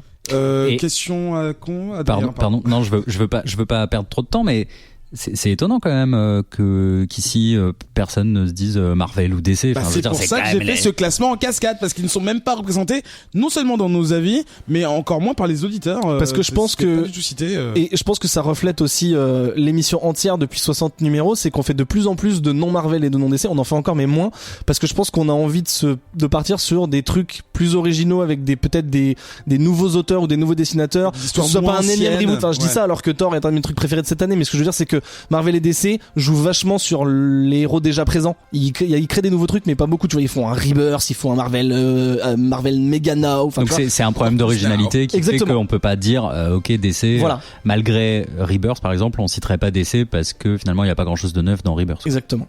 malgré le nom, c'est quand même pléonasmique. Donc, Image c'est Comics, un vaste débat. maison de l'année 2016. Allez, bravo. Catégorie suivante, ce sera juste après le passage à la publicité, mais il a le doigt dessus, donc je vais pouvoir arrêter Ah, de donc tout à parler. l'heure il faisait À avec tout les de pieds, suite. maintenant il fait que les mains. Ça te plaît? Qu'est-ce qu'elle est bonne. C'est complètement addictif. Je vais jamais pouvoir m'en passer. Dis-moi chérie, t'es bien vierge? Vous en avez marre de vous poser des questions stupides sur la sexualité? Papa, comment on fait les bébés, eux? Vous n'osez pas demander à votre maman? Minuit 69 casse les tabous, les idées reçues et les complexes. Une fois par mois, entre adultes consentants. Minuit 69 ne parle pas de cul. Minuit 69 vous parle de sexe. Minuit 69. C'est complètement addictif. Est-ce que quelqu'un sait d'où vient cette scène Oui. Alors, ça vient d'où? C'est une pub Jiffy. What? Merde. Ah, me demandez pas comment je sais ça. C'est parfaitement... Bon, on sait très bien pourquoi, la farfouille, tout ça. Il y avait un extrait des nuls aussi. C'était donc le blind test des podcasts jingles de Radio Kawa. Et personne n'a gagné. Donc, catégorie suivante, nous allons passer à l'audiovisuel, hein, donc les yeux et les oreilles. Parce que jusqu'à maintenant, on était sur lisait le... des comics sans les yeux. Voilà. C'est ça. Voilà. En braille. Voilà. Découvrez tout ça en bail. Première catégorie de cette dernière partie, je sais pas pourquoi tu fais ces grimaces Ben, ça va être le meilleur film. Nous allons décerner donc le Booyah Award du meilleur film diffusé en 2016. Alors, c'est pas facile. Non, pas facile du tout, en effet, parce qu'il y a eu quand même une bonne poignée de films. Pas tous mémorables, hein. Ah on non. est tous d'accord. Plus une poignée qu'une bonne poignée. Hein, une poignette, une petite poignette, une phalangée quoi. Un poignet même. Ouais. Nous allons donc faire un petit tour de table pour décider, enfin voir avec vous ce que vous avez trouvé de moins horrible. Putain le mec ça, t'es ouh. Non, Adrien. T'es Adrien à la barre. Je sais pas, est-ce qu'on peut, est-ce qu'éventuellement on peut commencer par récapituler ce qu'il y a eu cette année, comme ça au moins on a tous, on sait tous à peu près de quoi on parle. Deadpool, alors, en février. il y a eu Deadpool. C'était le premier. C'était tous les bons films ou tous les films? Non, tous les films. Enfin, tous les films. C'est chaud. Là. Les films au sujet des comics. X-Men Apocalypse, c'est un bon, hein. Suicide Squad, Batman Superman, Captain America Civil War, Doctor Strange, et voilà. Et c'est tout. C'est tout. Enfin, c'est ce qui est déjà pas mal. C'est quand même une grosse année, voilà. Mais Adrien, on a, bon bref, je vais pas commencer à, on a à peu près review tous ces films, je pense. Oui. Ah bah nous sommes à la page. Moi, je vais choisir Deadpool. Parce que c'est celui qui finalement, j'en attendais rien. Et si ce n'est d'un film d'action qui me faisait marrer, et c'est un super film d'action qui m'a fait marrer, et qui a une chouette BO, dont, enfin tu vois, qui m'a convaincu, et que si là demain on me disait tiens tu peux revoir un de ces films, et ben je crois que je choisirais Deadpool parce que c'est celui que j'ai le plus envie de revoir, tout simplement parce que c'est le plus original de l'année. Voilà. Ben, quel film selon toi est sorti un peu du lot? J'ai hésité, j'allais dire Doctor Strange parce que je trouve que il est plutôt propre. Je pense qu'on peut lui reprocher peu de choses. Enfin, soit les gens ont trouvé ça chiant, enfin, ont détesté, mais personne ne va dire ouais j'ai bien aimé, mais ça c'était. Enfin, tu vois, il est assez propre, il est assez, comment on dirait, il est homogène quoi. C'est la MCU. Ouais, mais justement, je trouve qu'il est moins MCU que les autres. Il est plus. Non, oui, c'est ça. On peut tromper mille fois. Non, en fait, il est beaucoup plus MCU que Guardians, par exemple, qui évidemment est la référence en termes de. On fait pas du MCU dans le MCU, mais il est quand même au-dessus en termes d'originalité et de fraîcheur des autres trucs. C'est-à-dire, il a réussi à s'affranchir des trucs qu'on reproche au MCU, en gros, je trouve. Ah. Sauf que c'était pas ta réponse. Sauf que c'était pas ma réponse. Et ma réponse est Captain America Civil War. Pourquoi ? Pour plusieurs raisons. Déjà parce que c'est le 3e volet de la saga la plus solide du MCU, je trouve. Enfin, j'appelle saga les suites et tout ça.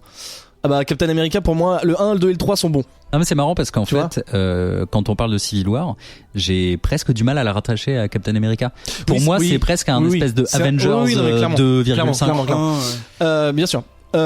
Et aussi parce que malgré tout ce qu'on peut lui reprocher de MCU-esque, notamment la photo et le rendu graphique, je trouve que c'est le film de la jouissance, dans le sens où en fait ils se sont dit ok, qu'est-ce qu'on peut faire? Civil War, les gens l'attendent, ils attendent 100 super-héros, on peut pas le faire. Ils attendent des combats où ils se lancent des planètes dessus, on peut pas le faire, etc. En gros pour moi c'est le Civil War le meilleur Civil War qu'on pouvait attendre du MCU qui a été implanté. C'est-à-dire que avec les films qui ont voilà, déjà on peut critiquer ce qu'on veut sur le MCU, mais si on dit ok les gars, le MCU il est tel qu'il est maintenant, venez on fait Civil War, c'est le mieux qu'il pouvait faire. C'est peut-être aussi le fan service de l'année quand même. C'est le fan dans la jouissance, je disais ça, c'est effectivement non mais les héros sont canons. Black Panther évidemment c'est pour avancer la suite, enfin son film solo, mais Black Panther il est génial. Giant Man il est génial, la scène de l'aéroport elle est top. Spider-Man il est monstrueux. Il y a sa tante aussi. Sa tante. Non mais sa tante, meilleur de l'année. C'est pas un mot illégal là. Mais voilà. Meilleur Quechua de l'année. Mais meilleure blague de boutique de sport, Eric il a pas compris. Une tente, la tente 2 secondes. Mais c'est pas rigolo. Oh tais-toi. Mais tais-toi. Donc voilà, donc pour plein de raisons, en termes de kiff, je m'attendais à un truc comme ça, c'était mieux que ce que j'attendais et du coup go Civil War. Pour rebondir sur Civil War, Zef, t'as quelque chose à ajouter? Non, je suis complètement d'accord avec Nekoto, ça reste l'un des meilleurs films de l'année. J'avais hésité aussi avec Deadpool évidemment, mais pour toutes les bonnes raisons que Nekoto vient de citer, en fait, c'est le meilleur film de l'année. Tiens, Deadpool, parlons-en pour la pire encore transition de cette émission, que Truss. Oui, bah Deadpool aussi. Oh là là, le mec! C'est incroyable. Mais t'as vu ça? Ouais. C'est comme si on avait préparé. Parce non, il aurait pu passer d'Adrien Quetrus, mais non! Attends, mais là, il y a 2 avis contre 2 avis. Est-ce qu'il va pas y avoir une Civil War? Oh! Jetons les dés de poule! Ça n'existe pas, des dés. Ah ouais, des cubes Knorr de bouillon de poule? Des dés de poule? Ok, d'accord, on jette des cubes or, ok. Pardon, Quetrus, excuse-moi. Vas-y, dis-le là, vas-y. Non, mais y a pas de problème, c'est très intéressant en plus. Oh, le lèche-cul, putain! Tu fais toutes les émissions, mon gars! Oula. Deadpool, parce que déjà je suis fan de Deadpool et que, comme Adrien, je m'attendais peut-être au pire, je ne savais pas trop quoi penser après le Deadpool de Wolverine Origin. Et en fait, parce que peut-être que c'était un des paris les plus fous de sortir un film comme ça, avec de la mauvaise foi, enfin des mauvaises blagues, du mauvais humour, de la violence, et c'est réussi, et que c'était peut-être le film le plus dur à lancer. Et tout était drôle, et aussi les bandes annonces, les trailers avant qu'ils se fichent. Toute la com devant, c'est vrai qu'ils ont mis vraiment beaucoup d'efforts pour que ce soit un truc que les gens aillent voir, quoi. Et ça a fonctionné puisque derrière ça a payé. Ben, tu voulais dire quelque chose? En fait, vu qu'on va devoir départager, je dirais quand même Deadpool pour la raison que tu viens juste de dire à la fin. Connard, non, c'est pas ça. Mais non, c'est pas ça. C'est qu'en fait, pour la raison dont tu commençais à parler, c'est toute la hargne et la fougue que Ryan Reynolds a mis pour que le film se réalise, pour qu'il soit pas PG-13 ou je sais plus combien, interdit au moins de machin. Tout le côté, enfin tu vois que le mec kiffe le perso et a voulu le faire, et juste pour tout ça, il se tape pour faire le 2 comme il faut, etc. machin. Pour la com qu'il a eu avec Hugh Jackman qui joue Wolverine, enfin voilà tout ce qu'il y a en dehors du film. Pour tout ça, je pense que Deadpool est supérieur parce ça reste dans la méta du perso, quoi.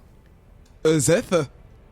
Non, tu m'as dit que je parlais pas. Donc... Non, je me détends les ongles là. Non, je suis d'accord en fait, c'est surtout toute la hargne de Reynolds là-dessus qui fait que je suis d'accord avec Nekoto avec tout ce qu'il vient de dire.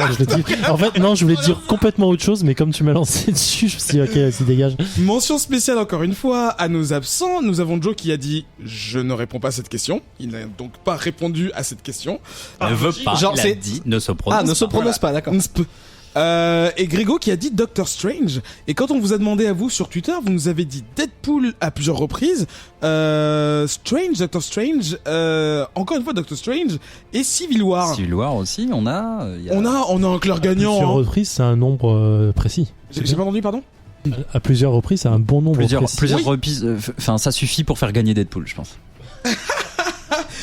De Booyah Award du meilleur film.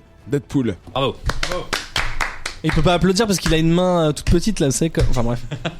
Avec sa bite, il Ok. applaudit. Bonjour, non. Ah. T'as le mec, c'est rencontre du 3e team.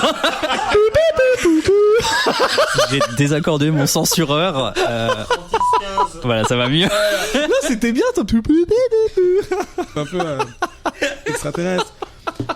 On va encore continuer à Gollery parce qu'apparemment c'est l'ambiance de l'émission. Ah, Gollery. Et nous allons, oui, je connais le verlan. À rigoler. Parler du film que vous avez le moins aimé. Ah putain, la purge. Si on arrête d'être négatif, on va être affirmatif, hein, donc détester. Vous avez compris? Ceux qui ont Oui, parce que t'as commencé la truc d'avant par dire le moins pire. Donc Alors là, on a eu du mal à départager les Marvel, on va avoir du mal à départager les DC si j'ai bien compris. Alors ça dépend, hein, parce que si on reste chez Marvel, excuse-moi, mais Apocalypse c'est quand même un gros bol de pu. Hein. Adrien, t'as commencé à bâcher, alors que tu es le créateur de Mais vous bâchez, donc vas-y, qui... Alors attendez, en fait j'ai envie de faire un full disclosure, toute ma confession. Complet. Voilà, le pire film que j'ai vu cette année, c'est Sinister Squad. Ah mais merde. Qu'on a regardé tous ensemble, qui est cette espèce de remake. Enfin c'est même pas un remake. Non, enfin ils ont surfé sur Suicide Squad pour faire un. Et film. Les contes de notre enfance. Et voilà. Et donc ils ont roulé sur notre enfance joyeusement. On en a parlé. On vous invite à le regarder entre copains avec de la pizza et de la bière quand même. Hein. Ouais, et énormément et plus de bière. choses encore. Et voilà. Mais donc, je vais quand même devoir. Je vais quand même devoir mettre Suicide Squad parce que oui, les autres, on peut reprocher des trucs à Batman, Superman, mais je fais partie de ces gens qui arrivent à le défendre, et qui aiment certains de ses aspects. Suicide Squad, c'est voir au ralenti une catastrophe industrielle au cinéma. C'est juste voir ce que c'est que Hollywood gone wrong, quoi. Et pour moi, en fait. Mais ça l'élève presque au rang d'un, tu vois, c'est un truc mythique, quoi. Il va falloir regarder Suicide Squad et essayer de comprendre ça dans le futur. Il y avait un avant et un après. Non, mais il y a les mauvais films et il y a les films qui sont ratés complètement et on voit, je veux dire, c'est regarder des plaies ouvertes qui sont enchaînées, quoi. C'est juste, on voit toutes les cicatrices, tous les choix. Ok, c'est extrêmement graphique là. On n'a jamais vu. Non, mais même scénaristique. On a autant jamais vu des erreurs de production transparaître à l'écran à ce point, quoi. Je crois. Des erreurs de production ou de marketing ou de, tu vois, de casting, etc. qui transparaissent à l'écran, ça existe. Mais là, tu vois que c'est la production qui est partie en couille. Et c'est fou, en fait, de voir ça. Et j'ai presque envie de dire qu'il faut voir ce film juste pour ça, pour apprendre ça. J'ai l'impression que Ketrus, enfin, je mens, hein, je sais que Ketrus a un avis assez proche. Exactement. Et en fait, je rajouterais que là, c'est pire parce que certains films, tu sais que ça va être de la daube, genre les 4 Fantastiques, les X-Men, voilà. Tu t'y attends. Mais là, il y avait une super idée. Je veux dire, ils nous ont quand même appâté avec Suicide Squad. Moi, les trailers, j'avais adoré. Et voilà. Et c'est une des raisons de l'échec du film d'ailleurs aussi, c'est parce que le film est en partie monté par les gens qui ont fait la bande-annonce. Enfin, ce qui est un vrai problème, hein, quand même, dans le fond.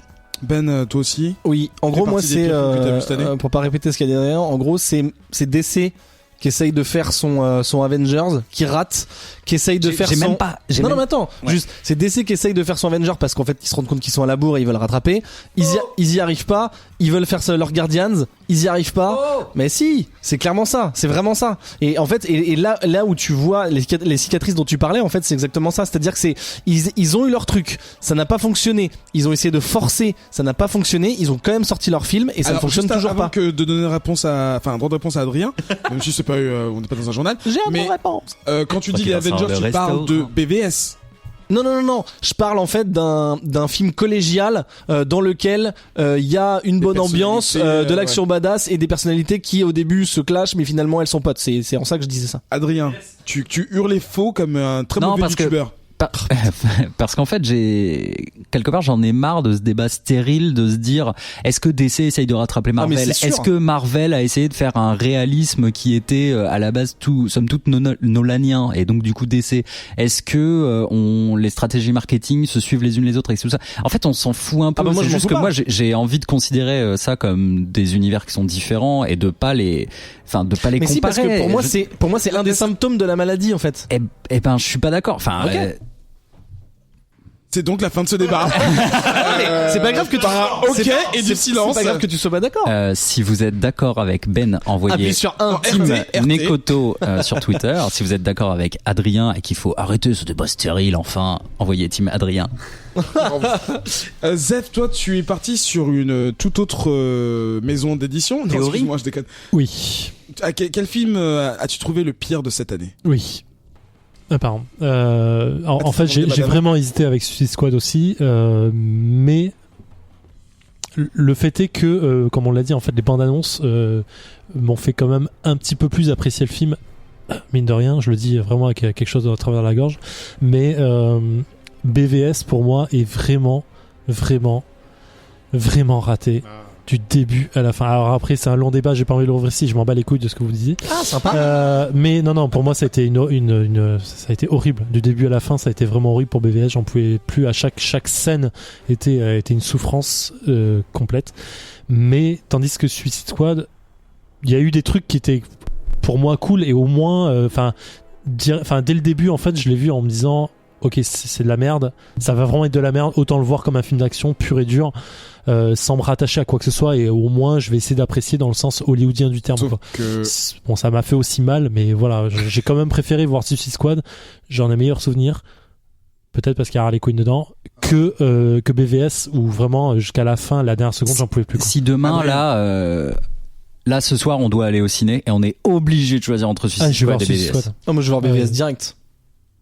Ah ouais, c'est vraiment juste les minutes de Ben Affleck en Batman à l'écran valent 2 fois Suicide Squad. Alors du coup, cinématographiquement parlant. Non mais je trouve pas du tout en fait. Je le trouve vraiment mauvais en fait. Mais après c'est un autre débat. Juste pour ajouter, pour foutre un peu la merde, on a Grégo qui a choisi Suicide Squad comme pire film, et Joe qui a choisi BVS comme pire film, et la terre entière aussi qui a choisi BVS comme pire film. Du coup, c'est serré, c'est ça? C'est très serré, mais il faut qu'on détermine. Je pense que Suicide Squad est quand même le pire film de tous les temps. Ah oui, non, je comprends tout à fait, je suis d'accord. Rien que pour son Joker, on a envie de dire que c'est le pire film de l'année. Là où c'est intéressant. Question bonus. Vous avez le choix entre aller voir Suicide Squad et Fantastic Four. Ah, attendez, j'ai envie juste de rajouter un truc. Est-ce que Suicide Squad, est toujours pas sorti, la version longue? Mais je sais même pas si elle est prévue. Si. Ça y est, là, ils ont commencé à, tu vois, bien entendu. Oh bah tiens, comme par hasard. Parce que, comme par hasard, il y aurait toutes les scènes du Joker, machin, mec, oui. Mais attends, parce que du coup, là, le combat, il est pas exactement égal parce que on peut dire qu'on a vu BVS version longue, que ça rattrape certains points positifs. Non, mais bon, enfin, tu vois. Je veux dire, on a des versions différentes. Oui, parce que toi en BVS version courte, tu l'aurais trouvé pire que Suicide Squad aujourd'hui? J'ai pas compris la question. Est-ce que tu dis aujourd'hui tu peux dire que Suicide Squad est pire que BVS parce que t'as vu la version longue de BVS? Moi, si demain là je dois re-regarder un des deux, je pense que je prendrai plus de plaisir à revoir BVS parce que je sais que dedans il y a des nuances qui n'existent pas dans un revisionnage. Du fait que t'aies vu la version longue, ça change ton avis en fait? Ah. Ouais, ça a un petit peu changé mon avis. Ça, en fait. Pas radicalement. Si tu l'avais pas vu, pas radicalement, mais un petit peu. Et je me demande si Suicide Squad est sauvable en fait. Et ça, j'y crois pas par contre. Oui, parce qu'il y a plein. Tu vires tout le cast. Il y a plein de gens qui disent que BVS n'est pas un bon film, et une fois qu'ils ont vu la version longue, ça explique des erreurs de la version courte, et du coup, ça le sauve un peu. Et du coup, courte. Ouais, voilà. Et du coup, ce que dit Adrien, c'est vrai, c'est que du coup, on peut pas défendre sur le même pied d'égalité Suicide Squad, mais qu'en même temps il est peut-être pas sauvable avec une version de 8 heures. Alors peut-être qu'on en reparlera quand il y aura une sortie véritable de la version longue de Suicide Squad. C'est dans le titre, on se suicide. Ouais, mais Zef, c'est pas un peu la pire déception pour toi BVS, parce que c'est pas le pire film, il y en a d'autres qui sont genre X-Men quoi. Nuance. Non, j'ai vachement hésité avec Apocalypse aussi, mais non, c'est super dur, parce qu'Apocalypse dans le tas. Ouais, j'avoue. En fait, c'est pas ça, c'est juste que BVS du début de la promo jusqu'à la dernière minute du film, je l'ai trouvé mauvais en fait. Il y a rien pour moi qui était bien. Tandis que à la limite Apocalypse, pour revenir sur X-Men par exemple, enfin pour en parler, même la promo en fait m'a donné un truc genre, hey, il y a peut-être un truc qui va être fait quoi. Et même au début du film, je dis, hey, il y a des trucs. Et en fait non, ça tombe à plat.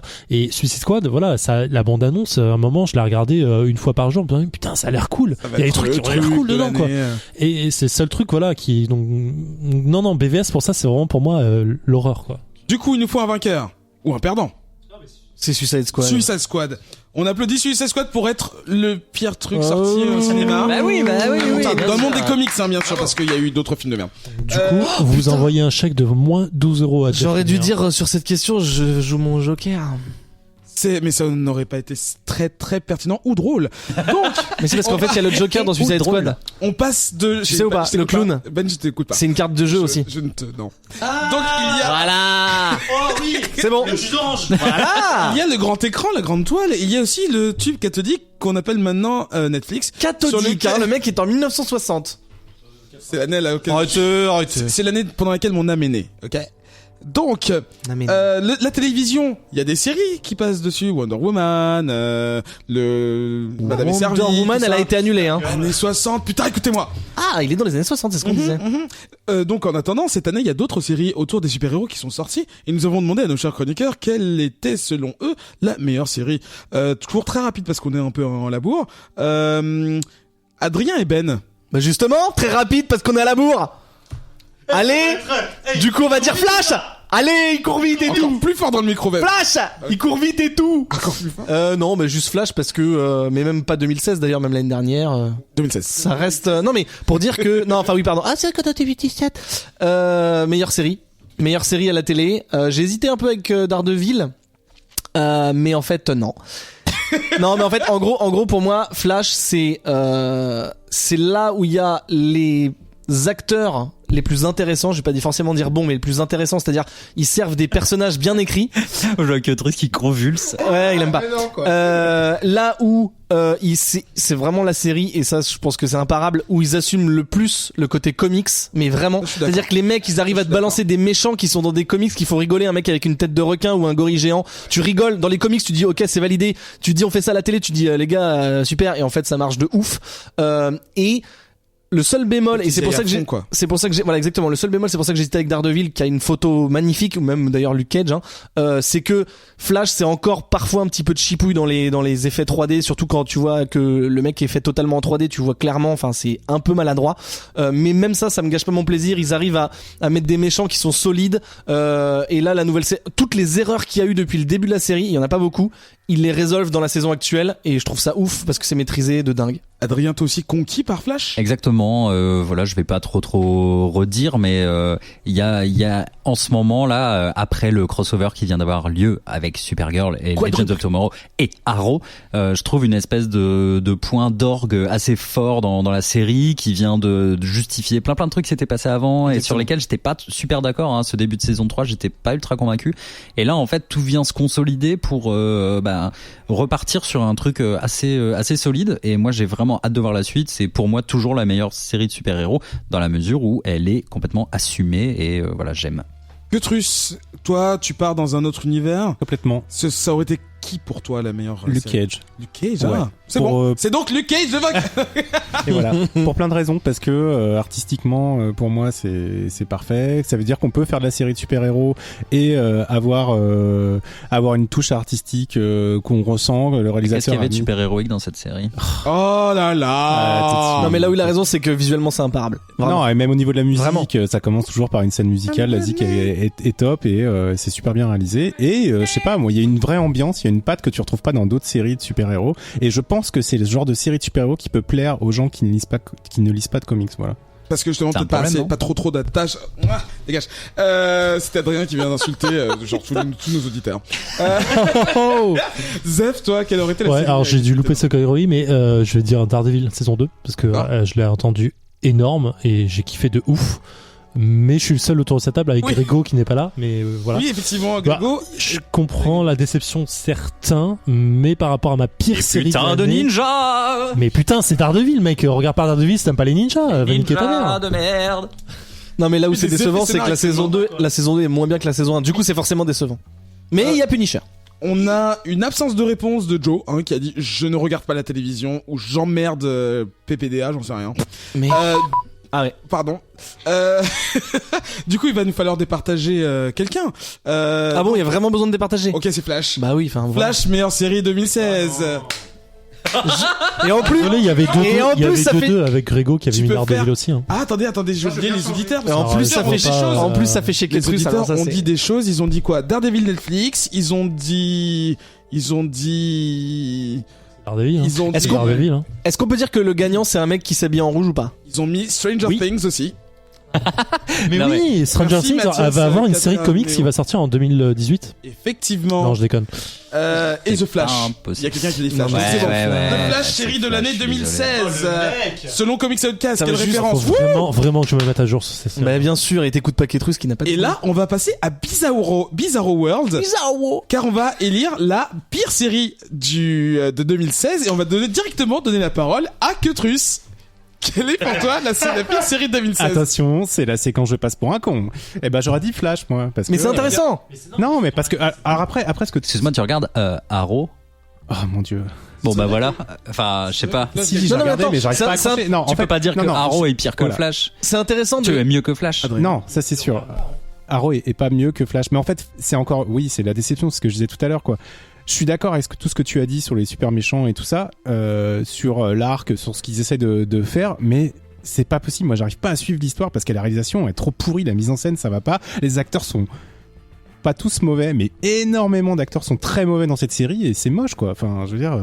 Pour le côté visuel, je peux pas te contredire, je l'ai dit et je suis d'accord. Au niveau de la réal, pour moi, ça me gêne pas, mais je suis d'accord que par rapport à un Luke Cage, Pas Netflix, hein. Voilà. Y a pas les mêmes moyens aussi, hein. Après, je trouve juste que tout le positif qu'il y a, pour pas le reciter, ça arrive à sauver tout ce qui peut gêner et moi ça me gêne plus. Après peut-être que je suis trop dedans, mais en tout cas je trouve que la qualité est au-delà, enfin les plus défoncent les moins quoi. Pour finir rapidement, tout ce que tu disais en fait dans la saison 1, je l'ai retrouvé et j'ai adoré parce qu'à chaque épisode t'avais un super vilain, t'avais un super pouvoir qui était assumé et moi je trouvais que c'était pas si mal fait que ça au niveau des effets 3D tout ça et ça marchait. Après dans la saison 2 ils ont voulu faire une histoire continue mais trop entrecoupé de scènes qui ne servent à rien, de scènes parasites mal jouées et ça m'a dégoûté et c'est pour ça que je suis très déçu de cette série. La série t'a laissé tomber alors qu'elle s'annonçait comme assez bonne. J'ai quand même envie que tu continues et que tu regardes juste Flashpoint parce que c'est ouf. Ben. Oui. Pire série. En fait, c'est difficile cette catégorie parce que en général, quand une série me plaît pas, je me force peut-être sur 1 ou 2 épisodes, mais après je lâche, donc c'est difficile de juger sur le peu que j'ai vu. Et du coup, je dirais Outcast, pas parce que c'est forcément une mauvaise série, parce que si quelqu'un me dit qu'il a adoré, je serais curieux de l'entendre. C'est juste que par rapport à l'attente que j'avais après avoir lu le comics, et en voyant que les premières scènes de la série étaient vraiment miroirs par rapport au comics, je me suis dit ok, en fait ils vont pas forcément se prendre la tête, mais ils vont respecter l'ambiance, ils vont respecter peut-être la photo, etc. Et en fait non, j'ai trouvé que c'était vraiment fade par rapport aux comics, pas que visuellement d'ailleurs, hein, l'acteur principal qui est censé être, c'est un mec qui est un peu démoli et en fait l'acteur qu'ils ont choisi est pas forcément mauvais, mais en fait il me transmet rien et du coup j'étais très déçu. Parce que j'ai pas retrouvé, c'était même pas le côté de dire ça ressemble pas aux comics donc c'est nul, c'est pas ça, c'est juste de me dire ouais en fait c'est vraiment fade, c'est comme si tu bouffais un super plat et qu'après tu mangeais un truc tu pensais avoir le même truc et en fait c'est hyper fade, c'est du carton. Du coup j'ai hésité aussi avec Preacher qui m'a fait un peu le même ressenti et j'ai pas continué non plus. Peut-être que je recontinuerai, mais en tout cas Outcast je recontinuerai. Peut-être le problème des adaptations très très récentes qui veulent absolument coller. Je sais pas. Peut-être. Zef. Ouais, merci Nekoto d'avoir cité Preacher par ailleurs, parce que un peu comme c'est pas ma pire série pour moi, mais parce qu'elle part sur une autre narration, j'ai envie de dire, mais effectivement je comprends tout à fait l'idée. Non, moi la pire série, et je vais me faire tabasser par beaucoup de monde, c'est Luke Cage, parce que j'avais énormément d'attentes sur cette série. Et qu'aujourd'hui j'ai toujours pas fini la saison en fait, parce que à chaque fois que j'essaye de regarder, au bout d'1 minute je me fais chier au point de prendre ma Vita ou ma DS et de jouer en fait et de me dire putain c'est vrai que je suis en train de regarder ça, attends fini, et j'arrive pas Ah non c'est Luke Cage. Non mais je dois être à l'épisode 8 ou 9 et j'arrive pas à finir toutes les 20 minutes, ça me saoule. Donc malheureusement il y a beaucoup de bien dans la série, tout ce que vous avez dit avant c'est vrai, mais moi j'arrive pas du tout à suivre ça me saoule de ouf. Et enfin, on va demander son avis à Adrien. Quelle est pour toi la pire série de 2016 ? Qui va dire Fear the Walking Dead. Parce que... facile, ça. Parce que pour moi, pire traîtrise à faire à l'univers de Walking Dead en fait, même au genre du zombie, qui est de ne pas expliquer les origines et de trahir, tu vois, genre pour moi le coup de génie de Walking Dead, c'est de se dire on se projette et on n'explique jamais ce qui s'est passé et quelle est l'origine du truc et tout, on est dans le bain et voilà, et c'est ça qui est important. Fear the Walking Dead se perd dans ce truc et tu vois, s'engouffre dans une espèce de comme s'ils avaient trouvé une super idée alors que c'est absolument une mauvaise idée, et derrière ça c'est mauvais, c'est mal réalisé, machin, bon bref, mais surtout par rapport juste au respect en fait du postulat de l'œuvre, je trouvais que c'était une terriblement mauvaise idée, et du coup c'est absolument quelque chose que je fuis comme pas possible. Et j'ai quand même maté toute la saison 1 et genre l'espèce de web série, bref. Je suis The Walking Dead, quoi. Voilà. Ignore. Mention spéciale de Joe à Walking Dead comme la pire série de 2016. Oh, franchement, il abuse. C'est Joe. Et de Grégo qui donne Luke Cage également comme pire série de 2016. Ce qui est chiant, qui est très chiant. Mais on peut pas la nommer comme pire série. Moi c'est ce que je dis et Grégo. En fait, ce que je note, à part peut-être Fear the Walking Dead où Adrien avait vraiment un avis très tranché, ce que je note, c'est qu'il y a peu de trucs très mauvais en série. Oui, c'est des choses qui par rapport au cinéma, je trouve qu'il y a des trucs qui sont moins atroces. Voilà, exactement. Je trouve qu'il y a quand même. Oh, mais c'est pas moi qui ai dit ça, c'est que toi. Je le tape. Mais pourquoi personne n'a situé par exemple Agent of Shield? Je voulais, mais Eric m'a dit non. Eh ben non, je suis désolé, mais c'est ça. Bon alors attends. Agent of Shield, juste parce que c'est égoïste. C'était pas nul. Vas-y Zef. Vas-y. Non, c'était pas nul. J'ai fait une petite mention spéciale à AOS effectivement parce que alors c'est pas la pire série, loin de là. C'est juste elle tombe en fait elle est pire en pire en fait. Non, plus ça va. Je suis pas d'accord du tout. Très rapidement, on continue. Non, la fin de la saison 3 était bien. Arrêtez-vous, continuez. Mais la saison 4 en fait, je la trouve de moins en moins intéressante et malheureusement, alors que parce qu'elle se détache de plus en plus du MCU et qu'elle a plus rien en rapport avec. Et pourtant, il y a des trucs qui sont cool dedans. Enfin, je regarde toujours et comme tu disais au début Nekoto, genre moi quand j'aime plus une série, je peux pas dire qu'elle est pire parce que je la regarde plus en fait. Et là pour le coup, en fait, voilà. Là où je défends Agent of Shield, c'est qu'en fait, ils ont réussi. Effectivement, il y avait un peu un ventre mou dans la saison précédente qui a fini à ma grande surprise très correctement avec une bonne explication du méchant et tout, donc ça a été la fin d'un arc. D'accord. Et ils ont repris dans la nouvelle saison là qui est au milieu, je crois, un nouvel arc avec Ghost Rider. Ils ont eu l'intelligence à ce qu'on appelle la mid-saison, c'est-à-dire l'interstice des personnages. Non, d'arrêter l'arc avec Ghost Rider pour que toute la saison ne repose pas sur lui, et c'est une bonne idée parce que sinon ça aurait tourné en rond et ça aurait été Ghost Rider la série. Ils vont sur autre chose, mais en tout cas voilà, j'ai trouvé que leur gestion de Ghost Rider était vraiment intéressante, l'acteur était bon et tout ça, donc je suis pas d'accord pour dire qu'Agent of Shield est mauvais en 2016. Il nous faut un vainqueur ou un perdant. Ça va être. J'ai l'impression que c'est Luke Cage, même si moi je le mettrais pas. Luke Cage, malheureusement pour lui. Je suis désolé. Je suis désolé. C'est pas pour me venger parce que t'as dit Flash. De 2016, Luke Cage. Wouh! Et personne non plus. Mais en fait, c'est difficile la pire série parce qu'il y a aussi tout ce qu'on n'a pas regardé parce qu'on sait que c'est pas bien. C'est ça, par exemple, personne n'a parlé vraiment d'Agent Carter saison 2. Je crois que Lucie elle a bien aimé.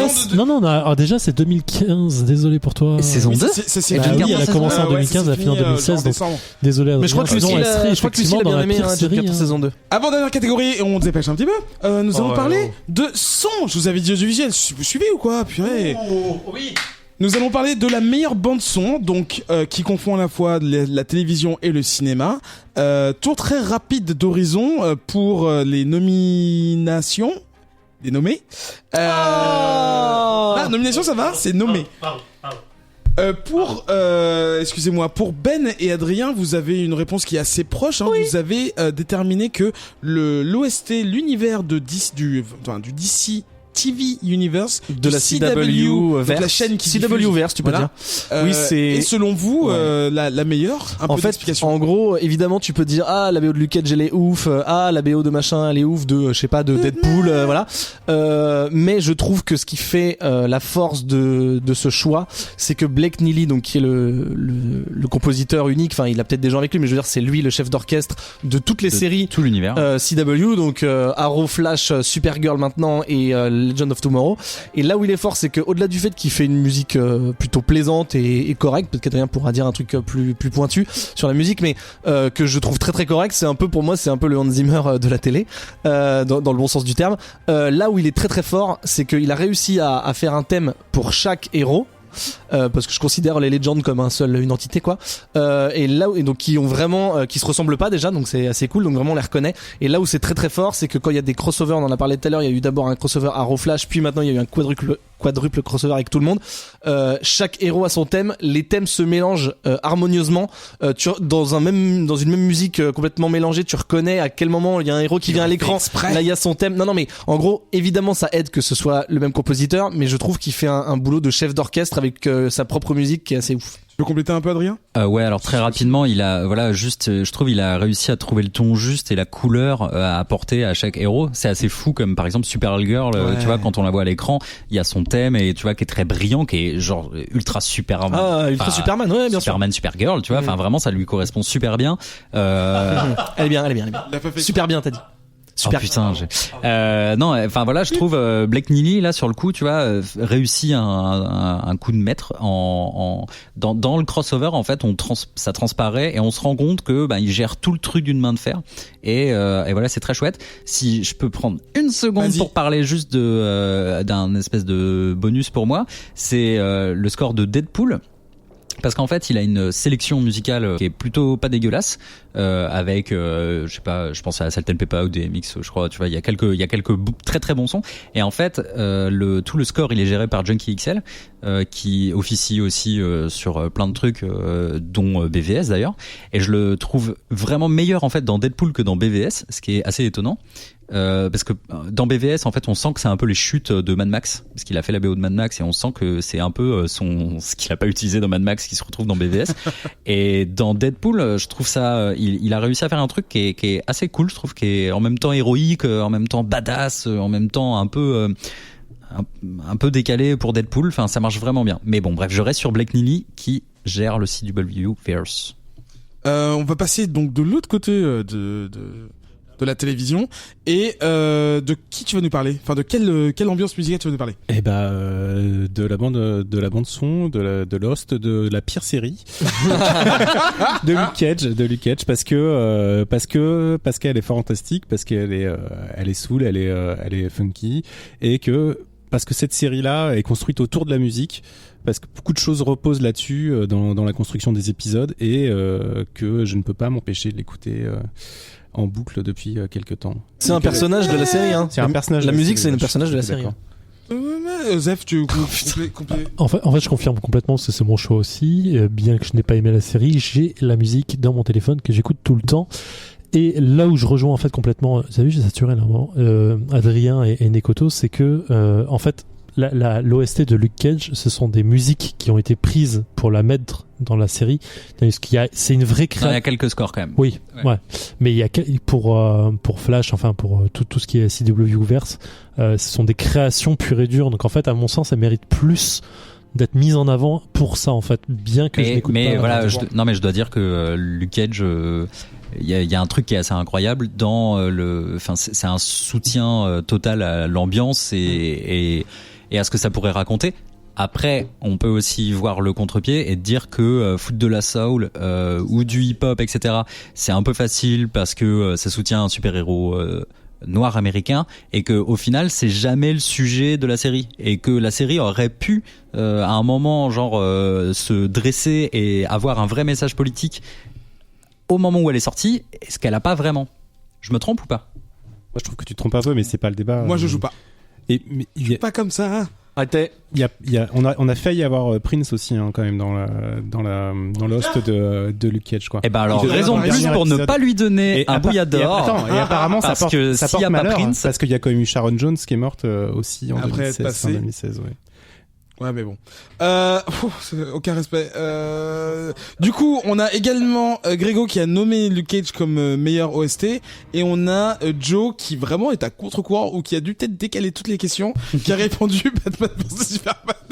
Il a pas tort, mais c'est Hans Zimmer, c'est juste attends. C'est Hans Zimmer et Junkie XL. Joe, je t'aime bien. Et puis, alors allons-y, il y a ce thème de Wonder Woman qui arrive comme un cheveu sur la soupe dans le film, mais qui est en fait assez incroyable. Et ça, c'est l'œuvre de Junkie XL. Et j'ai vraiment hâte de voir comment ça va se convertir dans le film. Je pense que c'est une très bonne OST. Film, tu veux dire. C'est une très bonne OST qui est mal insérée dans le film, enfin qui est mal éditée, mais qui finalement est un super travail de composition. Et pourtant, Junkie XL, je sais pas, de base j'ai des gros a priori sur ce mec-là, mais faut dire qu'il bosse bien. Il nous faut un vainqueur. Lucas Cage. Ouais. Allez.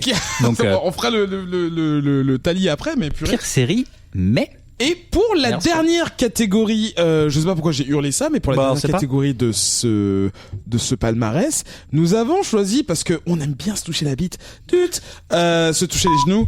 Merci. Elle va jusqu'au genou, putain, la chance. putain, Charlie Oleg est ici. De vous demander, mais en fait malheureusement il y a pas eu d'énormément. Quelle était la meilleure blague Énormément de d'intro réponses. de l'année 2016? Alors on va encore une fois très rapidement faire un dernier tour d'horizon de nos chroniqueurs ici pour voir celles qu'ils ont préférées. Ben, Ah, c'était dur. C'était très très dur. En fait, ça dépend parce qu'il y en a que j'en aime beaucoup. Hein. Il y en a qu'on a raté quand même, je crois. Mais en fait, il y en a que j'aime par d'affection.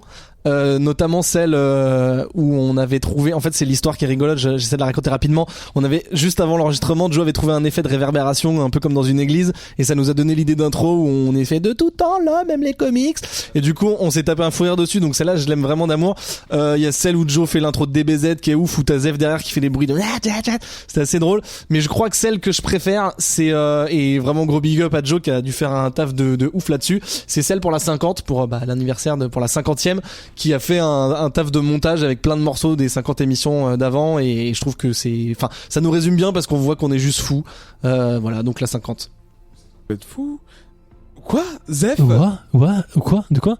Moi, j'aimais bien. Enfin, la 50 reste la préférée effectivement pour le montage de l'étape de Joe, mais j'avais bien kiffé pour toute l'émulation qu'il y avait eu de Twitter sur le manque de Bouya. Celle où on avait fait bon les gars. On a eu un mot de Twitter là, ça va plus, il manque le Bouya, va falloir pas déconner maintenant, donc aujourd'hui on manque plus. Et ça là, elle m'avait fait vraiment kiffer juste dans la réflexion et tout ce que ça a amené avant en fait, donc Stéphane. Et toi Adrien, pour toi c'est laquelle? Ah, j'ai envie de suivre Zef parce que en fait c'est énormément pour nos auditeurs, et non mais du coup c'était cool de jouer avec eux, et voilà, c'était drôle. Donc vous votez pour la manipulation, la déception et le fait d'avoir deux faces quoi. Quoi? What? D'avoir deux faces. Qu'est-ce que tu racontes? Two-Face, tu parles de Batman? Exactement, c'est un lien vers un comics. Donc meilleure blague de l'année, c'est donc la 50. Allez, le montage de la 50 qu'on remettra pour Joe. À l'occasion. Pour Joe qui est là. On applaudit la blague. D'ailleurs, je sais pas qui en met le prix hein. Bah oui, on vient de le dire, on l'a dit 4 fois. 12 centimes d'euros à Jeff Lemire pour la blague d'intro. Nous pouvons passer au résumé. Donc, oui, ça va être chiant et long. Meilleur nouveau comics. Attendez, je recale mon micro. Tu veux pas que je te mette le générique de fin pour faire Si, vas-y. Et c'est la fin de cette émission. Ouais. En général, aux Oscars, quand il y a la musique qui démarre, ça veut dire que tu dois te casser. Tu sais, quand tu fais un discours trop long, il y a la musique qui fait bon bah je vais y aller. Donc Eric, tu sais ce que tu dois faire? Meilleur comics 2016, Black Hammer. Meilleur comics en cours en 2016, Descender. Meilleur auteur de comics, Jeff Lemire. Sans déconner. Meilleur illustrateur de comics, Dustin Nguyen. Merci pour les applaudissements. Meilleure couverture de comics, illustrée dans Black Hammer numéro 2. Ouais, Black Hammer. Pire comics lu dans Comics et Ocas, Symétrie. Meilleur héros, super-héros, pardon, Thor. Bien sûr. Meilleur héros, humain non potentiel, Negan. Meilleure maison d'édition, Image Comics. Meilleur film de 2016, Deadpool. Pire film de 2016, Suicide Squad. Meilleure série de 2016, The Flash. Ouais. Pire série de 2016, Luke Cage. Ouais. C'est tellement de la merde ce classement, putain. N'importe quoi. Tellement de la merde. Taisez-vous. Je suis perdu, désolé. Pire série télé, Luke Cage encore. What? Il a déjà dit pire série. Meilleure blague, meilleure bande son. Meilleure bande son et meilleure blague. Luke Cage. Et meilleure blague d'intro, celle de la 50. J'ai pas compté, combien pour Jeff Lemire? J'ai compté 5, mais j'ai. Non, il y en a un truc comme ça. Ah bah si on compte les comics, j'ai perdu le compte à plusieurs milliers. 63. Merci pour ce palmarès et ces classements et votre avis pour savoir et m'aider à déterminer quels étaient les meilleurs pires titres de 2016. Merci également. Selon Comics Outcast. Selon Comics Outcast, qui est donc la référence en matière d'insultes. Putain. Suite à la vie. On aurait dû faire une catégorie le meilleur dérapage d'Eric, et je pense que là sur Twitter ça aurait pété. Par épisode, mec. Bah justement, c'est pour ça. Personne peut écouter si longtemps pour voir si je fais des conneries. Bah là, il y a plus personne d'ailleurs qui écoute là. Tout le monde a coupé là. Non, on est tout seul. Attendez, il va se passer un truc très bien dans 3 minutes. Trop tard. Restez là après la pause. Non, ça marche pas non plus. Putain. Oh, la détresse. Non, c'est chaud.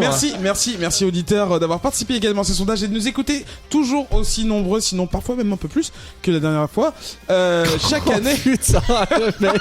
Là, si vous le voyez voyez pas, il est dans un bassin et il a pas pied, il essaie de il se noie et il essaye de, voilà.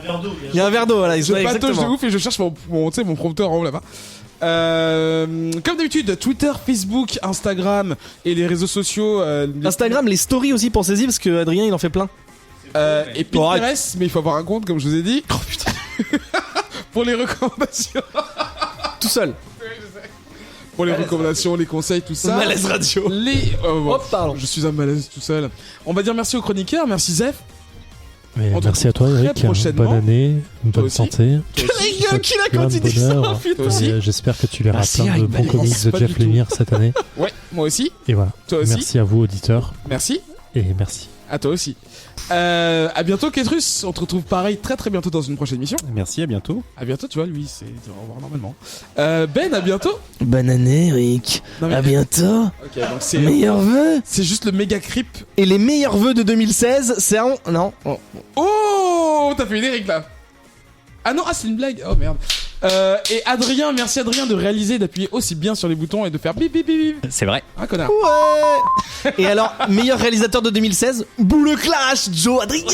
Ah, ils ont tous les deux. On ira se battre dans la boue. Ouais. Je suis sûr que vous avez fait. Dans la bouilla. 12. Oh putain. Non mais arrêtez. Hein, je veux dire même arrêtez cette émission. On se donne rendez-vous dans 2 semaines pour une émission avec plein de comics dedans. Je sais plus de quoi on parle. Unworthy Thor, et d'autres. Et Mignola, mon gars. Mike Mignola. Ah là, ça va te plaire. Marc Mignola. Je t'ai trompé encore. Mike. T'es sûr que c'est Mike? Je suis chaud. Allez, il faut qu'on arrête là. Hein, on arrête. Merci, à bientôt. Dans 2 semaines. Ciao, bye bye. À dans 2 semaines. Ciao. Il m'a voulu m'au revoir quoi. Genre il remonte et genre ah c'est bon c'est fini, c'est bon c'est moi qui. Salut à tous, merci de nous avoir écoutés, c'était incroyable. Je suis Adrien. Attrapez le pompon. Voilà, c'est la bonne année. C'est les meilleurs vœux de 2016. Bah c'était bien Eric, tu t'es pas mal débrouillé. Va chier. En tout cas c'est la meilleure fin de 2017. Franchement pour ta première, c'est pas mal. Première 2017 ou la première? Pour la première de 2017. C'est vrai. Est-ce qu'on peut faire pire que ça en 2017? Eric, t'arriveras à faire pire que ça en 2017? Je suis super vexé. Déjà d'une. Et de deux, je pense que je peux faire pire. Après avoir vu. Y'a quoi comme film de merde qui sort cette année? Est-ce que vous pensez qu'on peut faire une émission où il y a un conducteur de prévu et tout, mais à aucun moment on ne parle des comics du conducteur? On fait que des digressions, on se coupe tout le temps la parole, même nous-mêmes. Ça serait ouf. Ça c'est ce qu'on fait d'habitude, non? Non mais oui, mais ça serait trop bien. Oui alors bonjour, donc je vais vous parler de Thor. Donc Thor, oui, qui est joué par Chris Hemsworth, qui a aussi joué dans un film de Formule 1 fait par Ron Howard. Et tu fais que ça, tu reviens, jamais. Ouais. Et à la fin, au bout d'1 heure, on fait 1 heure pile, on fait et donc merci Twitter, Instagram. Ça serait ouf, ça serait trop bien.